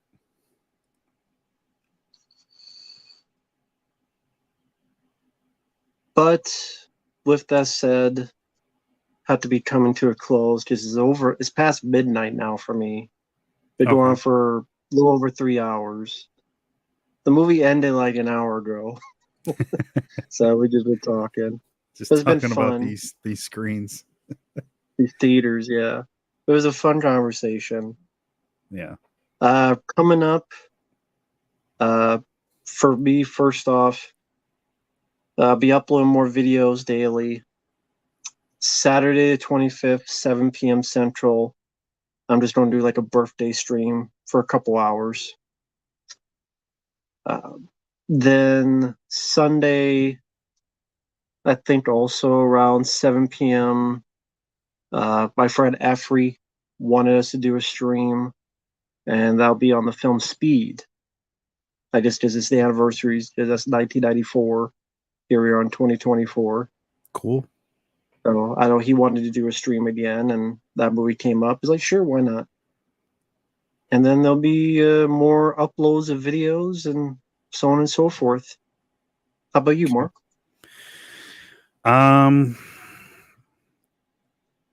honestly, probably just another dead pitch stream next week, not this week. I do have something to upload to Dead Pit's channel, and I've been working on that all week. It's a video where it's basically just a review, but Mm-hmm. it's going to be spoiler free, and it's really hard to not spoil this movie. Um, but Can yeah, you say what the movie is or no? oh yeah, it's the review for the coffee table. I've been Mm, working late every day this week, including today. And the other gotcha. days I've been working even later than I was today. So I've been super tired. I eat, just crash, and haven't really been able to finish it. CK is probably pissed at me. But yeah, because I told him I'd have it done by next weekend, and I actually did finish it. I just didn't I finished recording it, I just didn't finish editing.